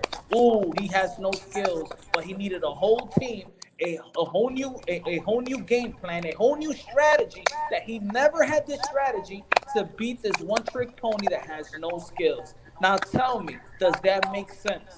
Yeah, but what you got to realize about that is that Tyson Fury also realized that Deontay Wilder better not be underestimated, because not just does he have power, and Punch is right, Tyson Fury would not be able to do all that unless he took it so serious and was on his A+ game, because Wilder doesn't really get that outboxed unless you've seen him in fights with Ortiz and a few others. But at some point, he doesn't really always get dominated. This was a fight that nobody expected, but Tyson Fury had to take a whole different approach and do everything what Punch said. You know what I mean? So it all comes down to, you've got to understand sometimes, Wilder's got something which is undeniable in boxing heavyweight. But let's be honest, bro. At the end of the day, he needs to bring something else to the table with that power now. No, watch this. No, that's the Fury fight. For the rest of them, he can still I'm saying, win. no, watch this. No, for the rest of them, he can still win. And he's probably a 50-50 straight away with Joshua. No, watch this. What I'm saying is, Wilder is like, he's like LeBron James. You know, and LeBron he's been to the finals almost every year for 10 years, but the reason he hasn't won every one is because, you know, people say he doesn't have that Jordan or that Kobe mentality. But when he does bring that out of him, nobody can see him. You know, it's like saying, man, why won't LeBron just run up and dunk it? You know, why you won't just drive the basket? You know, because it feels like he's unstoppable at that point. And sometimes he passes the ball too much. So against Tyson Fury, he respected him too much, you know, and he has to fight him like he's anybody else. He has to just run up and punch him. I mean, really run. Like, but one thing about Tyson Fury, he moves his head and all of that. But the whole point is just keep trying, because when you hit him, he's going to bed like anybody else. You know what I mean? He just wasn't. It wasn't the same Deontay. He wasn't even bringing no anger. He wasn't. You know, he wasn't really bringing that energy or anything. He wasn't fighting. He wasn't Yeah, sweating. and do you know what? It was like Danny Garcia. Now, let me tell you something I don't like, D. Calico. Coming from England, I'm a Wilder fan too. I hate the way they shit on him after one loss. He's a fucking one loss. The man's a destructive destroyer. He knocks everybody the fuck out. Sometimes you lose to come back to do better things, Punch. This shit on a man who is so great at what he does that you expect it all the time, and you gotta give people a chance to come back. You know what I mean, Punch? Yeah, of course, but what we was talking about yesterday, the nature of how America sees its athletes, especially in the boxing world. People want to talk about, put it this way, people want to talk about he doesn't box. We want to see him how he could outbox somebody. Everybody go check out the first Deverne fight. Check out before the promo of it. Check out what people wanted to see from Deontay Wilder, and then check out after the fight what the analysts and everybody else was saying. You know what they were saying? Oh, Deontay Wilder showed that he does got boxing skills, and he has a great jab, and he has all of this. Finally, they was giving him credit that he could box. But like boxing, we forget everything so quick. The next week and the next month, his next opponent, he's just the guy that knocks everybody out. But when he went 12 with Stavern, everybody gave him props for being the Olympic Wilder there is. This is what it is. It's just a bunch of stupid-ass narrative and a bunch of people that just don't want to give credit to nobody. That's what it is. That's how it is in American sports. Look, and when he was talking about LeBron James, I agree 100%. And I'm going to take it a step further. LeBron James will never get his just due because he's not playing against the people that's in front of him. He's not playing against Steph Curry. He's playing against Michael Jordan. He's playing against Invisible. He's playing against cemented legacy. He would never win. That's why they only compare him to the greats, just so they could shit on him when they analyze everything. It's Michael Jordan did this, but Kobe did that, and Magic did this. How the fuck he's competing with Hall of Famers? That's how bad sports America analysis is, bro. It's bad. I mean, one thing we got to recognize, man, Wilder is not just got the X factor in the ring, but the man's like excitement. He brings a huge entertainment to the table. You know, we've been watching him around the world, and Wilder is this fighter, yeah, that when he comes, you just expect something. You know you're glued to the TV. You know, they've forgotten all that Wilder gave them, Punch, and they want to shit on their own fucking people because all of a sudden he got beat by maybe a greater boxer. Who knows that Tyson Fury will probably be in the Hall of Fame one day and show you how much more great he is, Punch. Yo, I'm gonna say the truth, and this is not really to shit on any boxing content creators because I give credit to everybody. I don't necessarily need to agree with their content or whatever, but it's a grind for all of us, right? But to be honest, I think Deontay Wilder being the poster boy for a lot of these channels that people support, but a lot of people hate, is the reason his brand has also taken a hit. If Deontay Wilder is the guy that been invited to the White House, Deontay Wilder is the guy that was invited by the Pope. People love Deontay Wilder, respectable people around the world like Deontay Wilder, but people don't like these high traffic channels, and thus the hate of Deontay Wilder surfaces. That's why I did a video one time and I said, yo, Deontay Wilder needs to debunk these guys because it's these guys all year round that even though that Deontay Wilder confirmed on whatever the allegation is, but it's throughout this whole year, is these channels saying this fucking shit and making him look weak. He makes himself look weak with that. You know, it made himself, whatever is true, whatever is the allegation, true or false, it still makes, as a fighter, it makes him look weak. You know, I would have wished that he just would have let his lawyers handle it and just talk about getting back in the ring and getting back in the gym and stuff like that. Let the lawyers handle what they gotta handle. But I mean, Deontay Wilder is really highly respected, but there's a lot of high traffic channels that really a lot of people don't like, and he gets hate because of how many people you have come across on YouTube and say, I hate Deontay Wilder's fans, I hate the LDBC, and da da da da. I hear that more than people actually hating Deontay Wilder. 100%. That's absolutely true. You're so right, Punch. Like, I'm not gonna name any channels, but I'm just saying you're definitely right. And I don't understand how they critique him so badly. Yeah, but yet they don't really discredit. Okay, let me put it this way: he has only one loss. That's it. That shouldn't even be a big deal. But yet, some high traffic channels, like you said, discredit him with the passion. Do you get what I'm saying? And you're absolutely right. And I just, how can we change that though? How can we change as a hardcore fans? How can we change that? By other guys like you, Transcend the Sport, Rap Star, and everybody else, these small, that are real hardcore boxing fans that want to break things down unbiasedly, logically, and objectively, and then people will want to hear the truth. Do you know how many, put it this way, you know how many people have said, yo, I got tired of these channels, and that's why I come to your channel because it's unbiased and something like that. We need in this community needs them outlets for people to be like, man, I'm tired of this race baiting stuff. Man, I just want to talk about boxing. And they find these channels. They find us. The little channel, they find us. And then our channels, we grow because then people are just tired. When it comes to sport, we're tired of the politics. We're tired of the race baiting. We're tired of this. We hear it all the time in the news. So as sports, we run away from that. Sports is our comforts, like when we run away from from real life. That's our sport. But then, we got to have more of us. It got to be more of us speaking the truth and debunking a lot of these dumb narratives that's out there at the same time. And one of the good things that we're doing right now, Transcend Sport, we're making a step in the right direction. Just like what Punch, Roper Dog and all these people came from around the world talking about racism yesterday for another 3 hours. Everybody can sit together, talk about great conversations, and we come out of something positive out of it now. There's no hate. There's none of these things. We try and look for solutions, like Punch keeps saying. Where's the solutions? Forget what's happened and how do we build from here?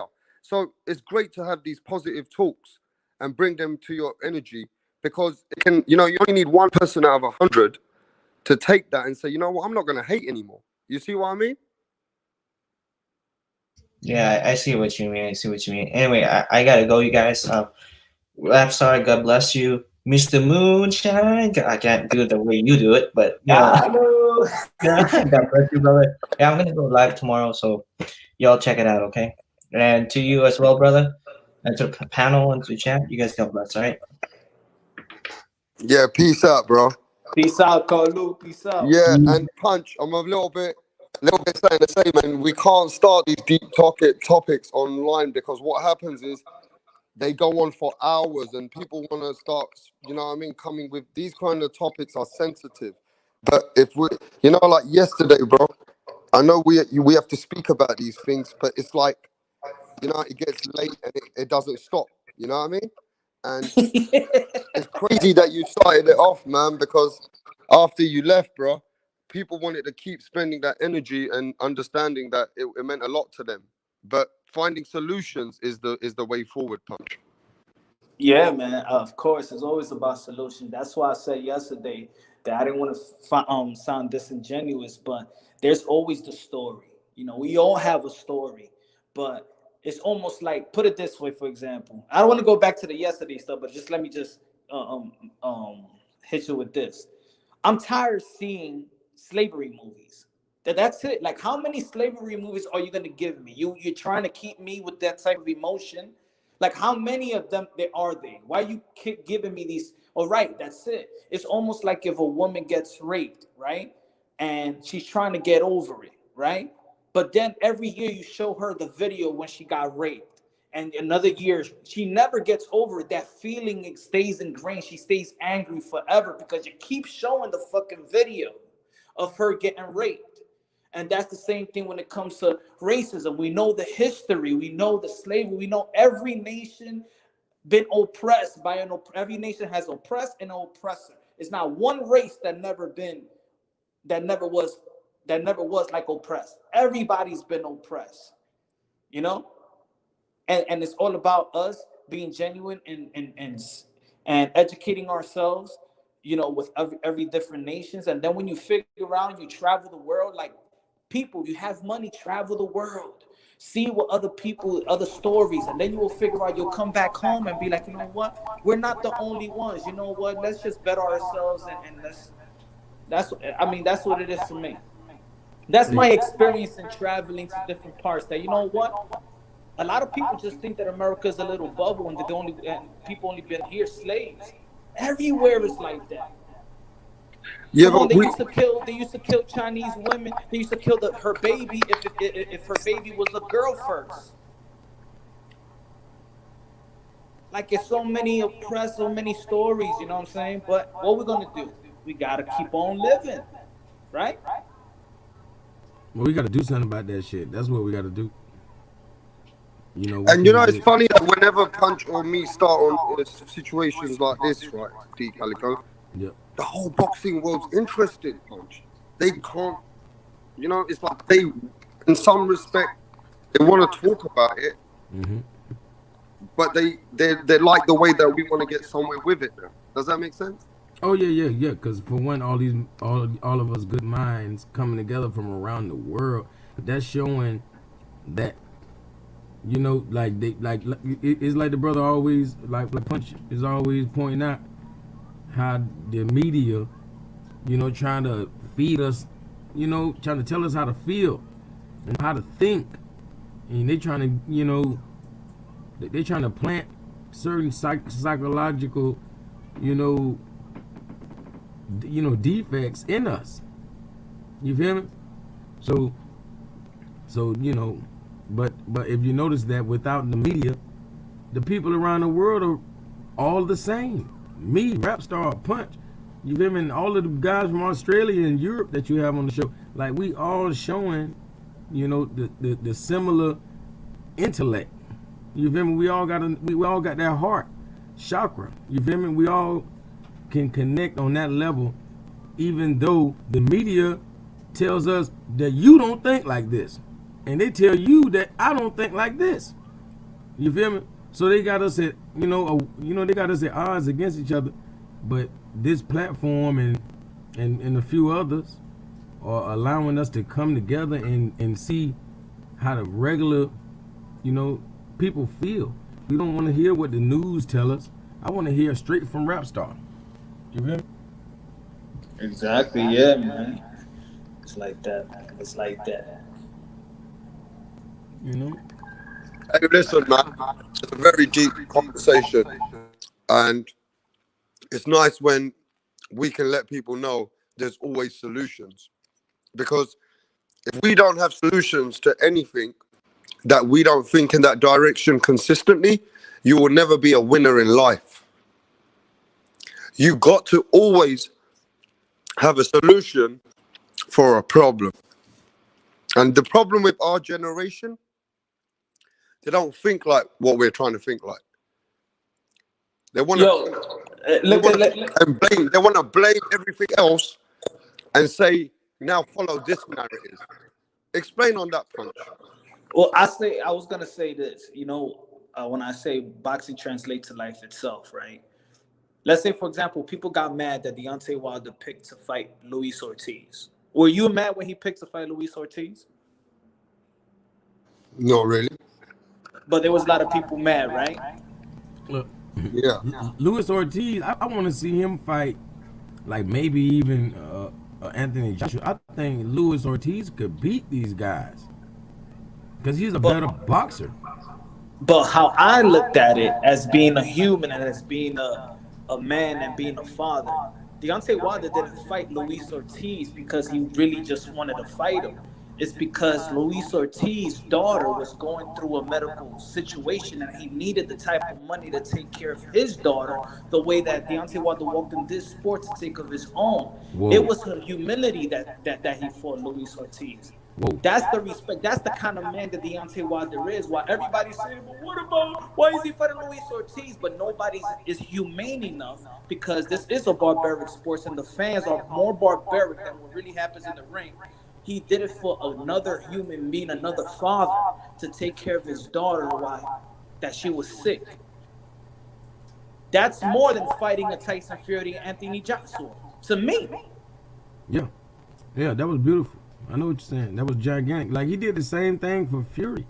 You know, Yep. coming off being near suicide, depression and drugs, and to help the man come back into the sport of boxing, he let you fight him while he's on top of the sport. You know, there was nobody near the level of Wilder when And you know he what? gave him that fight. Wilder has amazing qualities as a person. You could see that in him. But where it all went wrong was all these people making narratives for him and trying to show that they're about him and representing him, that they put a lot of hate. And then you got to keep it factual on my show. Wilder didn't help himself either towards the end. If he had kept quiet, I would have loved it more for him. That's just me being an honest fan. Yeah, I think it was more channels and more the independent media because if you look at what Wilder was all about, was really about fighting for his daughter and was about Jesus Christ and God. Speak it, really believe it, receive it comes from the Bible. His father is a preacher. Deontay Wilder is a good guy. Went to college, bagged groceries.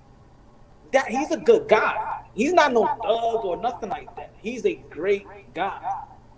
But then when you add in this, when he's fighting Tyson Fury, and then you add in this race baiting behind his name, behind his brand, and even though that he's a proud black man, that wasn't his MO coming into boxing. It was more about being a great father and always delivering the word of the gospel. That was And you Deontay know, Wilder. That's how I became a real fan of Deontay Wilder. and you know how I want to keep this so factual that I want even Punch to see what he thinks, what Europe think. It was a very, very proud moment for Deontay Wilder to go in. And D. Calico, tell me if I'm wrong. The pressure on Deontay Wilder was a bit too heavy. He had that. There's a movement going on in the United States. Bad things were happening with that guy. What was his name? George Floyd, right? At the same time, the fight came on. The guy who won, The Voice, he had a song made for this particular organization. There was a movement. And all these things came sensitive towards the back end of the fight. Let's keep it facts. And those are the people which destroyed Deontay Wilder's credibility through sensitivity. Now tell me something that what you think about that, Punch. Now you right. Now Oh, let's oh, keep you it said real. punch. Let's keep it Go ahead. real because I'm speaking. This is edited, and let's keep this whole thing real because Nah, Europe look. don't. We're not, okay. All these millions of people, we're not dumb and stupid, are we? Or are we all dumb and stupid on the other side of the world? Nah, I think um people forgot to just listen to the genuine of Deontay Wilder and started to listen to sources rather than the guy himself.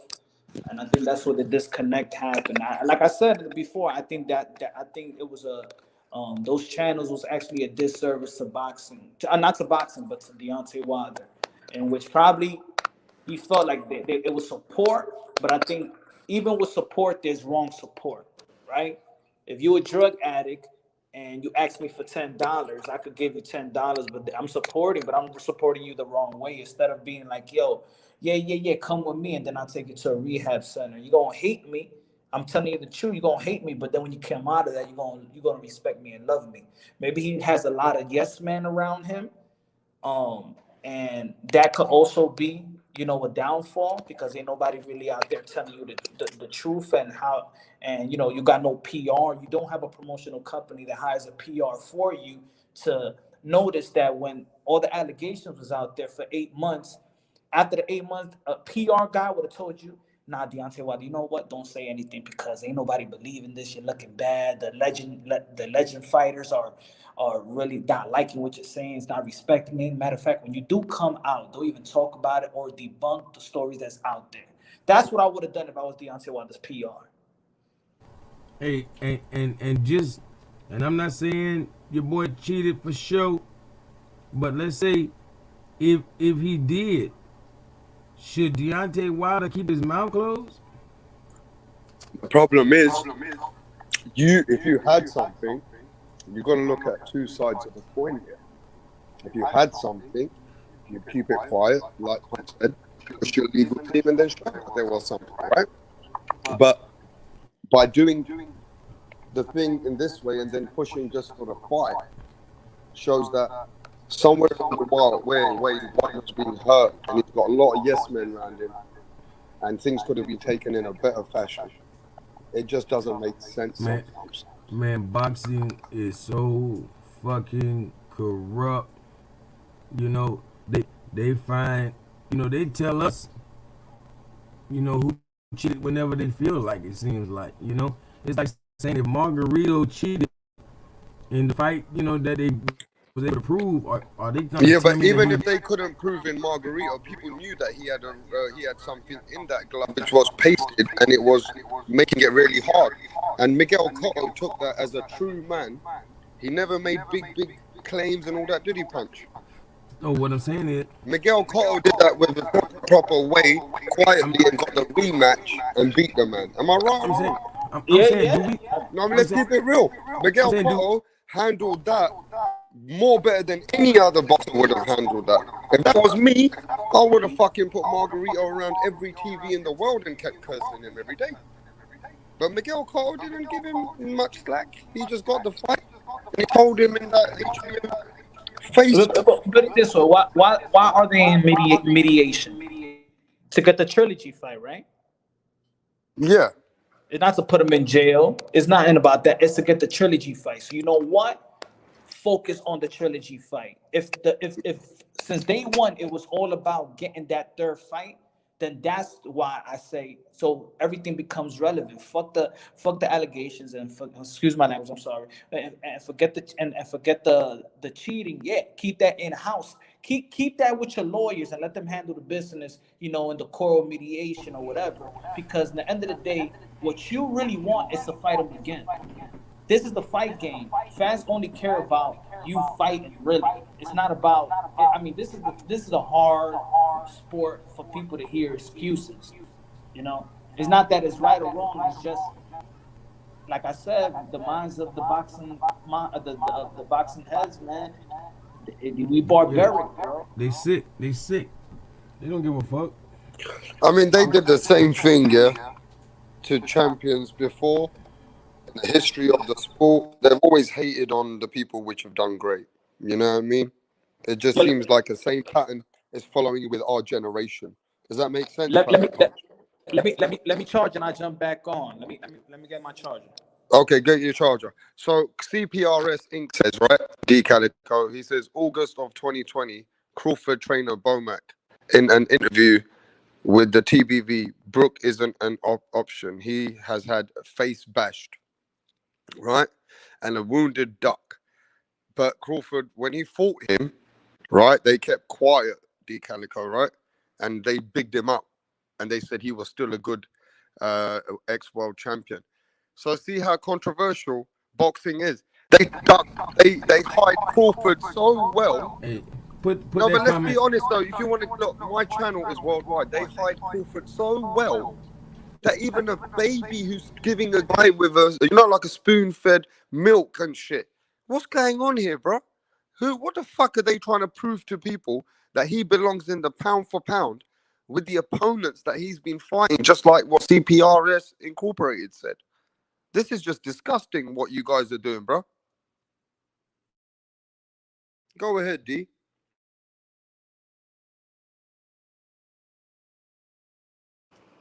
D, can you hear me, bro? Oh, hey, my bad. I thought you heard what I was saying. I said put that comment on the screen from CPRS, cause man, that's the truth right there. That just show you how that he ain't fought nobody. He literally said this guy, was wounded. He's a wounded duck. You feel me? He had his face bashed in, and he's a wounded duck. But Crawford still fought him in November. Like, come on, man. Yeah, but they still want the credit for the fucking Kell Brook fight, D Calico, Yeah, and go in the pound for pound rankings. I mean, make sense of that for me, mate. exactly. Like who did we not hurrah in that? We don't want an encore. We don't like that. That was weak. If for after fighting Caribou, you should be fighting in another 30 days, 60 days max. That was nothing. No, but you got to appreciate this, bro. Things don't look right here. You guys have just shown 3 different pound for pound lists to the people, right? Right?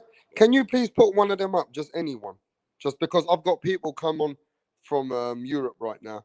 Miles has just shown me a list as well. You know what I mean? While Punch is coming back.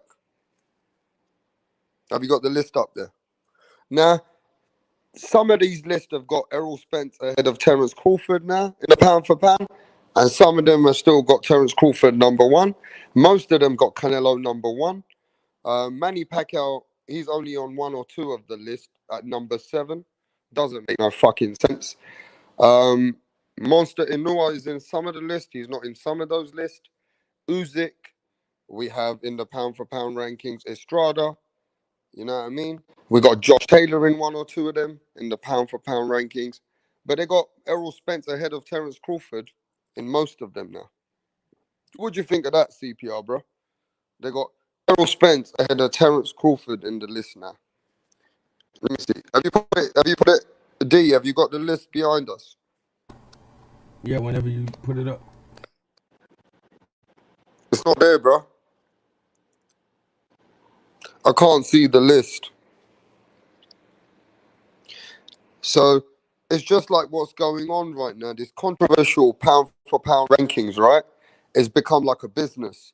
And it's very tough for the hardcore boxing fan to keep up with the pound for pound. Forget the casuals. You've got different people at 1, 2, 3 in so many different organizations. That's the first, what do you call it? That's the first controversial and the most hypocritical list in everybody's list has got a different 1, 2, 3. So how's the casual fans meant to keep up with the boxing world when they look at all these organizations which favor different fighters? It's like WWE, or no, WWE at least keeps their list in place because they got one organization. Hey, rap star. It's just like the music industry. Like those rappers and It's like rap. It's artists. boxing Yeah, become like rap. Yeah, they pay to get played. You know, like if you don't pay, they don't care how good you are. They ain't playing it. And if they do, it's only because they can make some money off of it. You know, like that's what they call a one hit wonder. The one hit wonders are the people who did not pay to get in, and they're not gonna stay because they didn't pay. But they're gonna take advantage of that song while it's hot, and they're gonna let that artist drop after that because you gotta pay to stay. You gotta pay to play. That's what they mean by paying the cost to be the boss. And let's remember this, right? You got to pay governing bodies, promoters, management. So everybody who has those fighters, they're going to favor those fighters in the pound for pound rankings. You see what I mean? Yeah. Yeah, let's put these rankings up. You see that? Let's show everybody what each and every rankings look like in the pound for pound.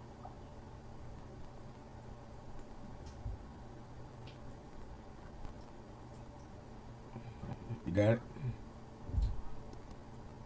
Yeah, Terence Crawford. I mean, Terence Crawford, bro. I don't even know how he belongs at number 1. No, This don't make no fucking sense. Like what in the world puts him in front of Canelo? And what the Come on, man. fuck puts him in front of Inoue? And even what's his name?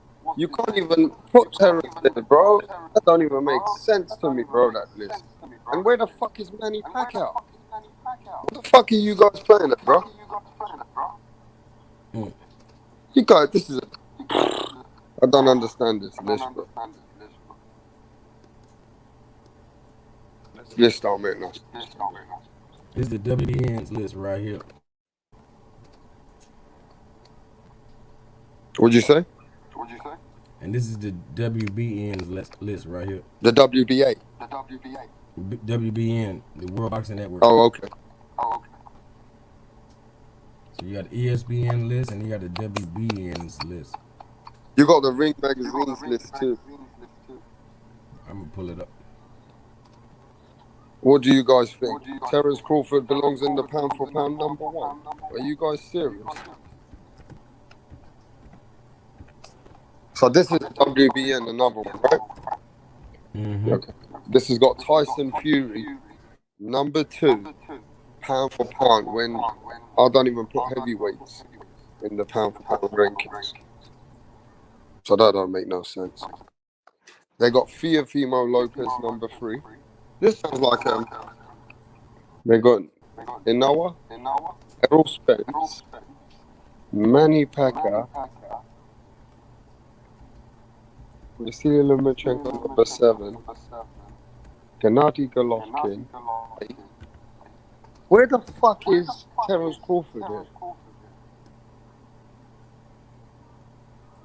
Where's Terrence Crawford? I haven't seen no Terrence Crawford on this one.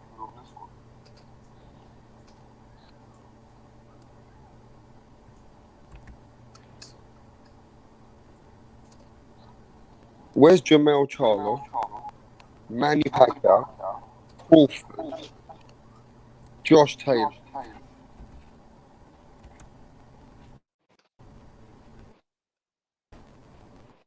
They're fucking involving some of the best fighters. This is stupid as fuck. It's so difficult to keep up with these lists.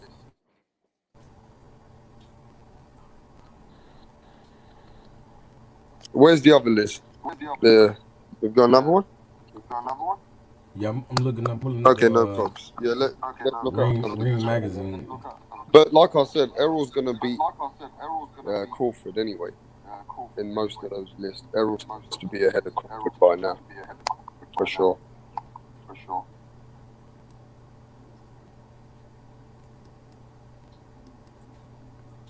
I don't. Okay.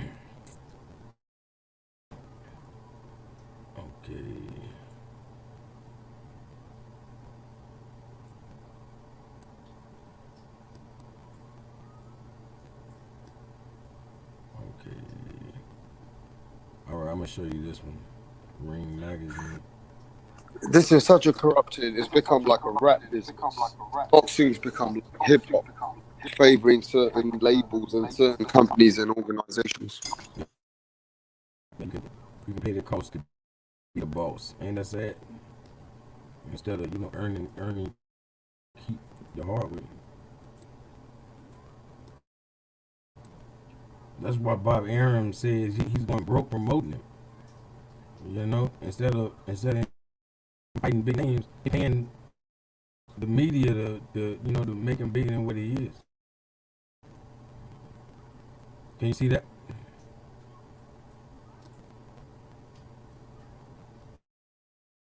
Raps, don't you that?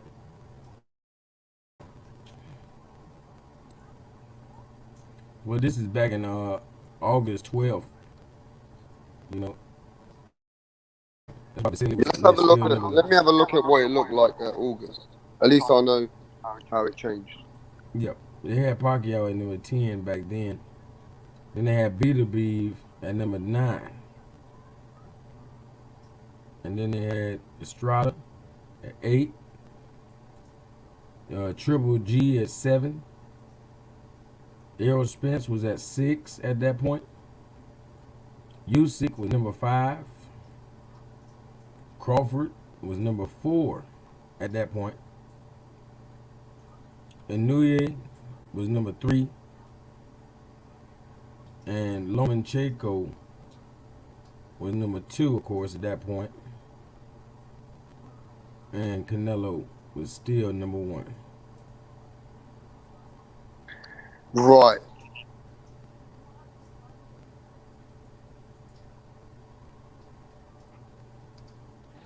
It's really funny how they got these lists, and as they change, it should be under the opponents you fight. It should be opposition of how consistent and how you beat your opposition, and how you win your world titles, how consistent you are, and how many different, even if you can move different weights, and you've got the potential to go to other weights. That all credits to your pound for pound status.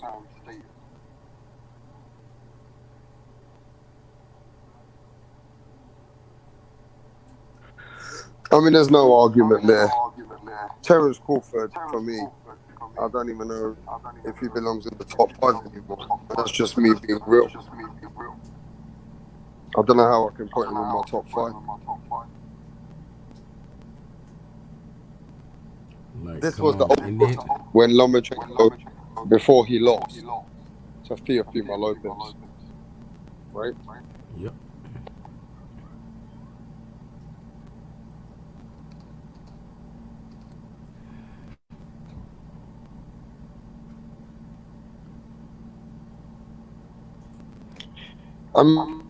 Look, we got to be honest about this, right?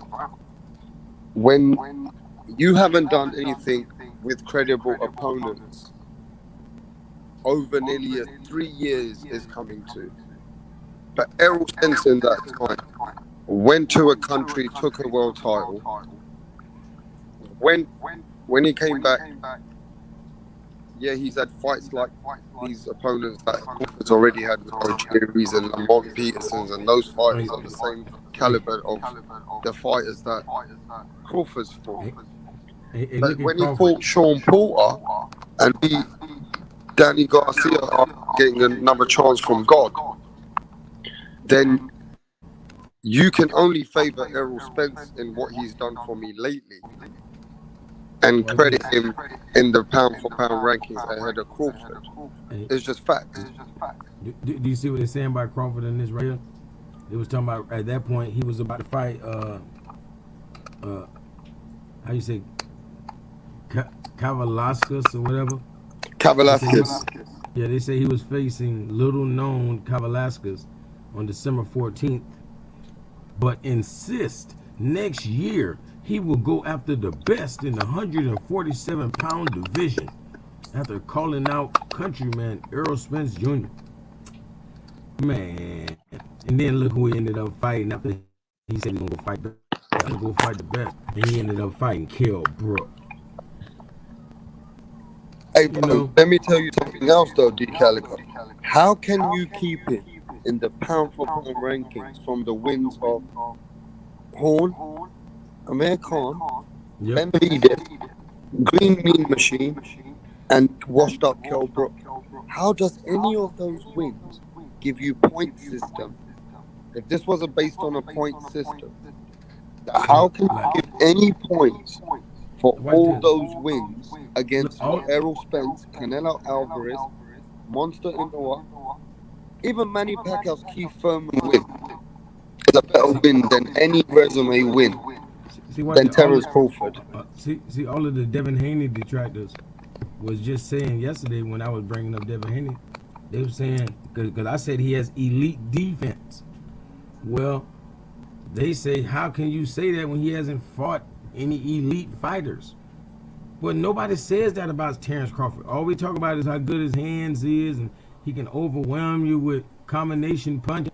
Well, in that case, how can you say that he hasn't fought anyone elite? You know, it's the same thing they said when I brought up the defense. Then how can we say because he hasn't fought any competition, he doesn't have elite defense? How can we say Terence Crawford is elite at anything and he hasn't even fought anybody elite? You know, because he didn't even look good against Kell Brook.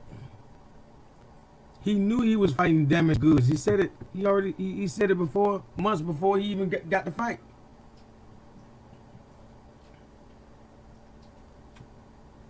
I mean, how can you even say that Terence Crawford is ready for an elite fighter when he hasn't been fighting anyone elite?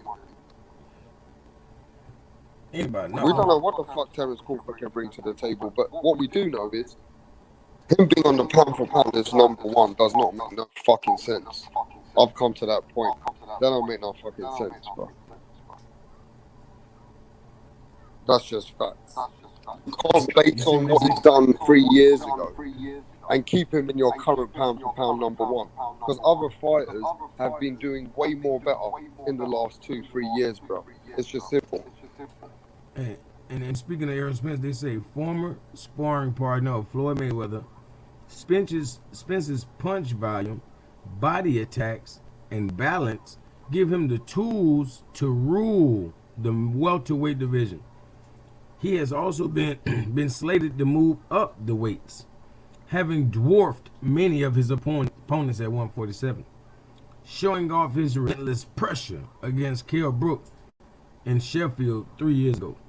But the Texan added another belt in September after he out-battled Sean Porter in a fight of the year contender to become new WBC and Unified Champion. He was already lined up to face either Danny Garcia or WBA champion Manny Pacquiao. And he's picked right back up where he left off. He just fought Danny and he's finna fight Manny. You know, I never noticed how that rhymes, Danny and Manny. But that's just what he did. Like, he picked right back up. He's the truth, means what he says. And we just showed that Terence Crawford back then said he was going to go after the biggest fight the next year. And he went and fought Kell Brook. Well, we see right here, Errol Spence was lined up to fight Danny or Manny. And he's finna fight Manny, and he just fought Danny. You know, and they say, but a devastating car crash left the boxer without a single broken bone. If I'd known he never had a single broken bone, I would have been. So what do you think about Jermell Charlo? Because he's a unified champion. Should he be in the pound for pound top 10 at least? Because he's not on hardly any of those lists. He's not on none of the lists. Jermell Charlo is a poor man in the library. And whoever made the list, they love him so much that they did not put Charlo for that reason. You know, the people who love Canelo, you know, they're detractors of Charlo. You know, but people who love Charlo, they don't track Canelo. You don't take nothing away from him. But the people who love Canelo are not giving Charlo any credit. Him and his brother are both good. They're both good fighters. Can you try and get into a little bit better position? Sometimes you're static. All right. Just try and speak a bit more clearer for the audience. Yeah, I'm just saying how, you know, Yeah, go. I definitely respect Charlo's game. And, you know, to me, he's a poor man's Canelo Alvarez. That doesn't mean he can't beat Alvarez. He's the only person that anybody is willing to think can beat Canelo right now.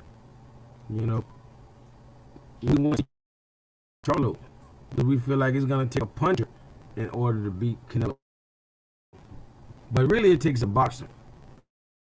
You know, Floyd Mayweather showed us that. You know, everybody wants to knock Canelo out. I don't know if that's ever going to happen. You know, I mean, Floyd Mayweather was one of the best pound for pound guys in the world. When he was pound for pound every single year consistently. Yep. There was no one pound for pound like Floyd Money Mayweather. Well, I don't know now. You already know Roy Jones Jr. I mean, Roy Jones Jr. in his time, he was a pound for pound consistent man. And the reason I like Roy, dominant. He was more dominant than Floyd as a fighter at super middleweight and middleweight.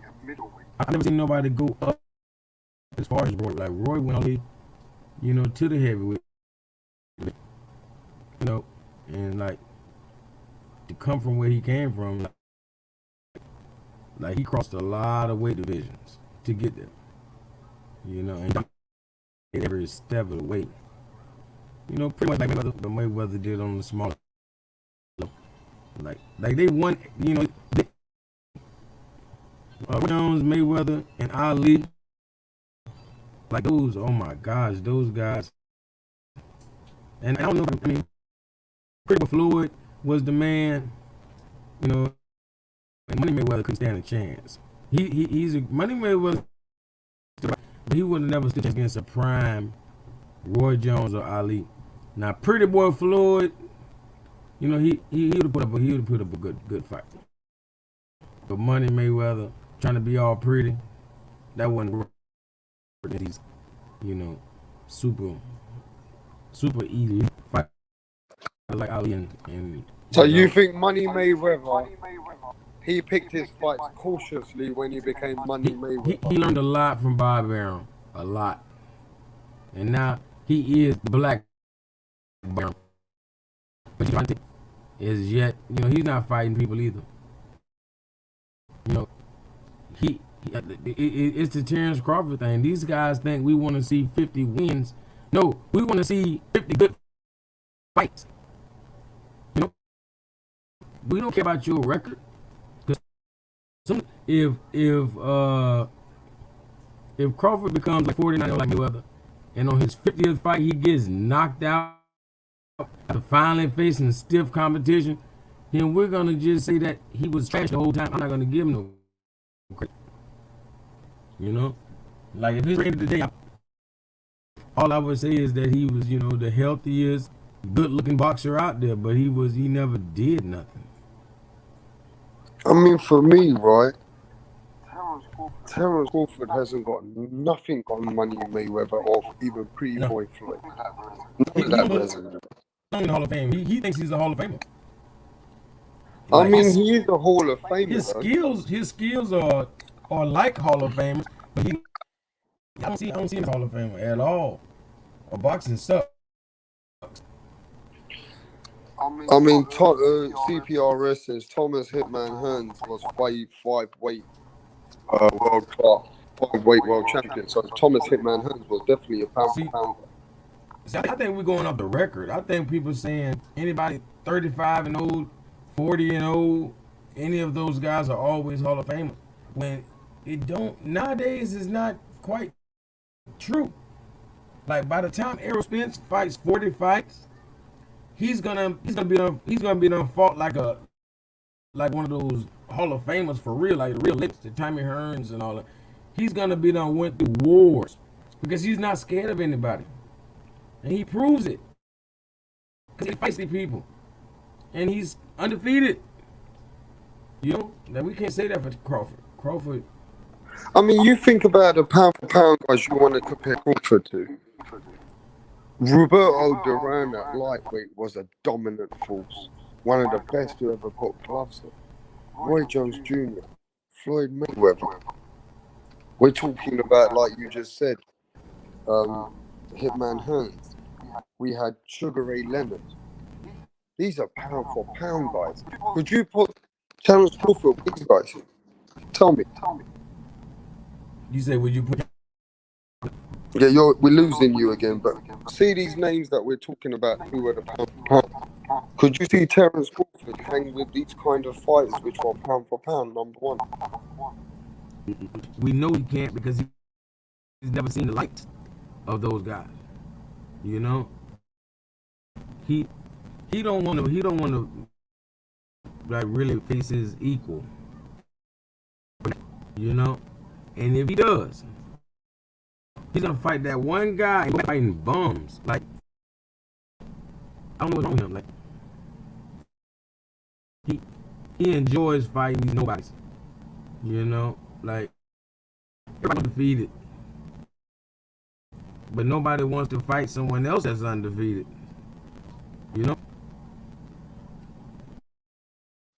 Hey, you know what? At the end of the day, it is what it is. Some people got weak resumes. They get taken care of properly. They have, you know what I mean? At the end of the day, they're still in the pound for pound. We see what kind of fighters belong in the pound for pound rankings. These fighters were true legends. Fighters who fight the best fighters. Fighters who don't duck any smoke. They're fighters, right? Who at the end of the day, they go against every weight class. They don't duck anybody. They take what comes and they give all the smoke. You know what I mean? Those are pound for pound guys to me, bro. They when they win dominantly. And also we can appreciate that, you know, they're fighters who are consistently fighting fighters and opposition within the top one, two, three, four, five, top five, always and consistently. So the pound for pound list right now, yeah, I don't want to sound bad, right? It's a fucking joke, just like my man said. It's the biggest joke and controversial, and some of it is so hypocritical. It's it really is. Some of it is just such a joke. How can you have a pound for pound list and not have Manny Pacquiao in it? And even like we mentioned, Jamal Charlo, who's unified, even Estrada. Some of them don't even have Inua in there. So I think it's going to be confusing unless we put something in this.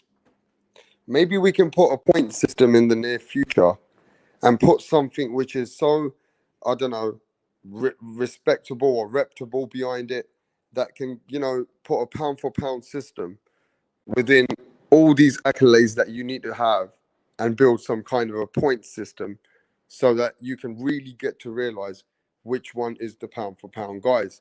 Because right now we've realized that it's like a business, and it comes with a lot of different conspiracy theories, and it's very controversial. So again, the ESPN pound for pound list looks like Bob Arum's pound for pound list. It just is what it is. But you know, on that note, at the end of the day, it's up to everybody to decide. Errol Spence, Errol the Truth Spence Jr. is ahead now in most different organizations in the pound for pound rankings than Terence Bud Crawford. Errol Spence Jr. is leaving Terence Crawford behind, even in the pound for pound rankings now, in most of those platforms. Do you guys agree? You think Errol Spence is the guy who is the pound for pound fighter now, or is it Bud Crawford? And at the end of the day, it all depends how you look at a pound for pound. Do you give pound for pound credibility because he's a fan favorite? They got Tank Davis in some of the pound for pound list. You know what I mean? I mean, you want to go that controversial? They got Tank Davis there. They got people who've just lost. Lomachenko lost the last time I checked, right? D Calico? Yes, sir. I mean, and you know what I mean? Then some of the lists you want to put heavyweights in there, bro. I mean, what the fuck is that about? How can you put heavyweights in a pound for pound list? And the thing that knocks Lomachenko is Keep losing you, brother. Can't hear you. I said the thing that Lomachenko out of it is he moved. That proves he's not pound for pound. You know? Yeah, carry on. That one together. You know, the way that he came from, yeah, he was, but he proved, you know, he moved. Hey, no one can hear you, bro. We can't hear you properly. Okay. Try and get into a better position so that we can hear you. I think the connection's a bit bad.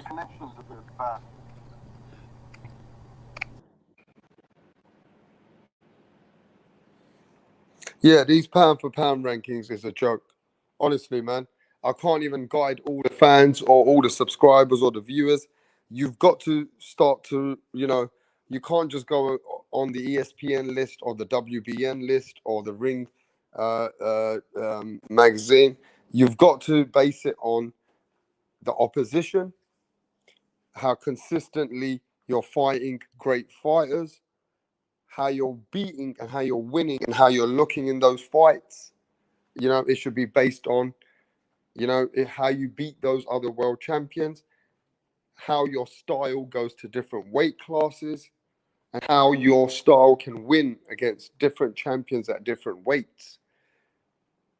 You know, it shouldn't be fan friendly fighters, it shouldn't be biased, it should be based upon what you've done for me lately.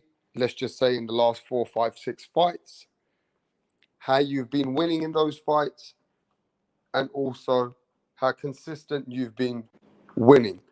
So, in other words, some of these fighters, they're so good pound for pound, they knock other fighters out.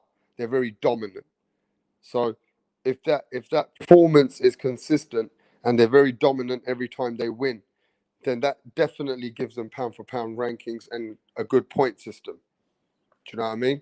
If a pound for pound fighter is a fighter who's moving up in different weights and beating other champions, that definitely brings them a lot more points to their pound for pound rankings if there was a point system. You know, how consistently the pound for pound fighter fights good fighters in the rankings. How consistently is he fighting the top fighters? These are all pound for pound qualities in a fighter. So you got to base it on a lot of factual and not fan friendly situations. Otherwise, the pound for pound wouldn't be what the pound for pound is. And some of them are very controversial because they favor fighters which are in those organizations. Whether the ESPN is working with Bob Arum, you'll see Bob Arum put heavyweights in there, which is Tyson Fury, which is related to Bob Arum's ESPN network.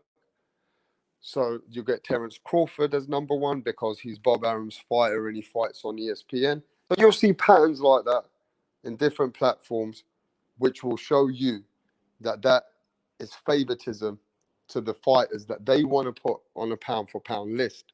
It kind of gives them more credibility for their fighter. So when they're making fights, it kind of gives them that, oh, our fighter's the best fighter. So it really is biased. It is what it is. You know, there's no list that you can say 100%, oh, that's the real list. Yeah, that's exactly what the pound for pound should be. Because they haven't based it off of any real point system.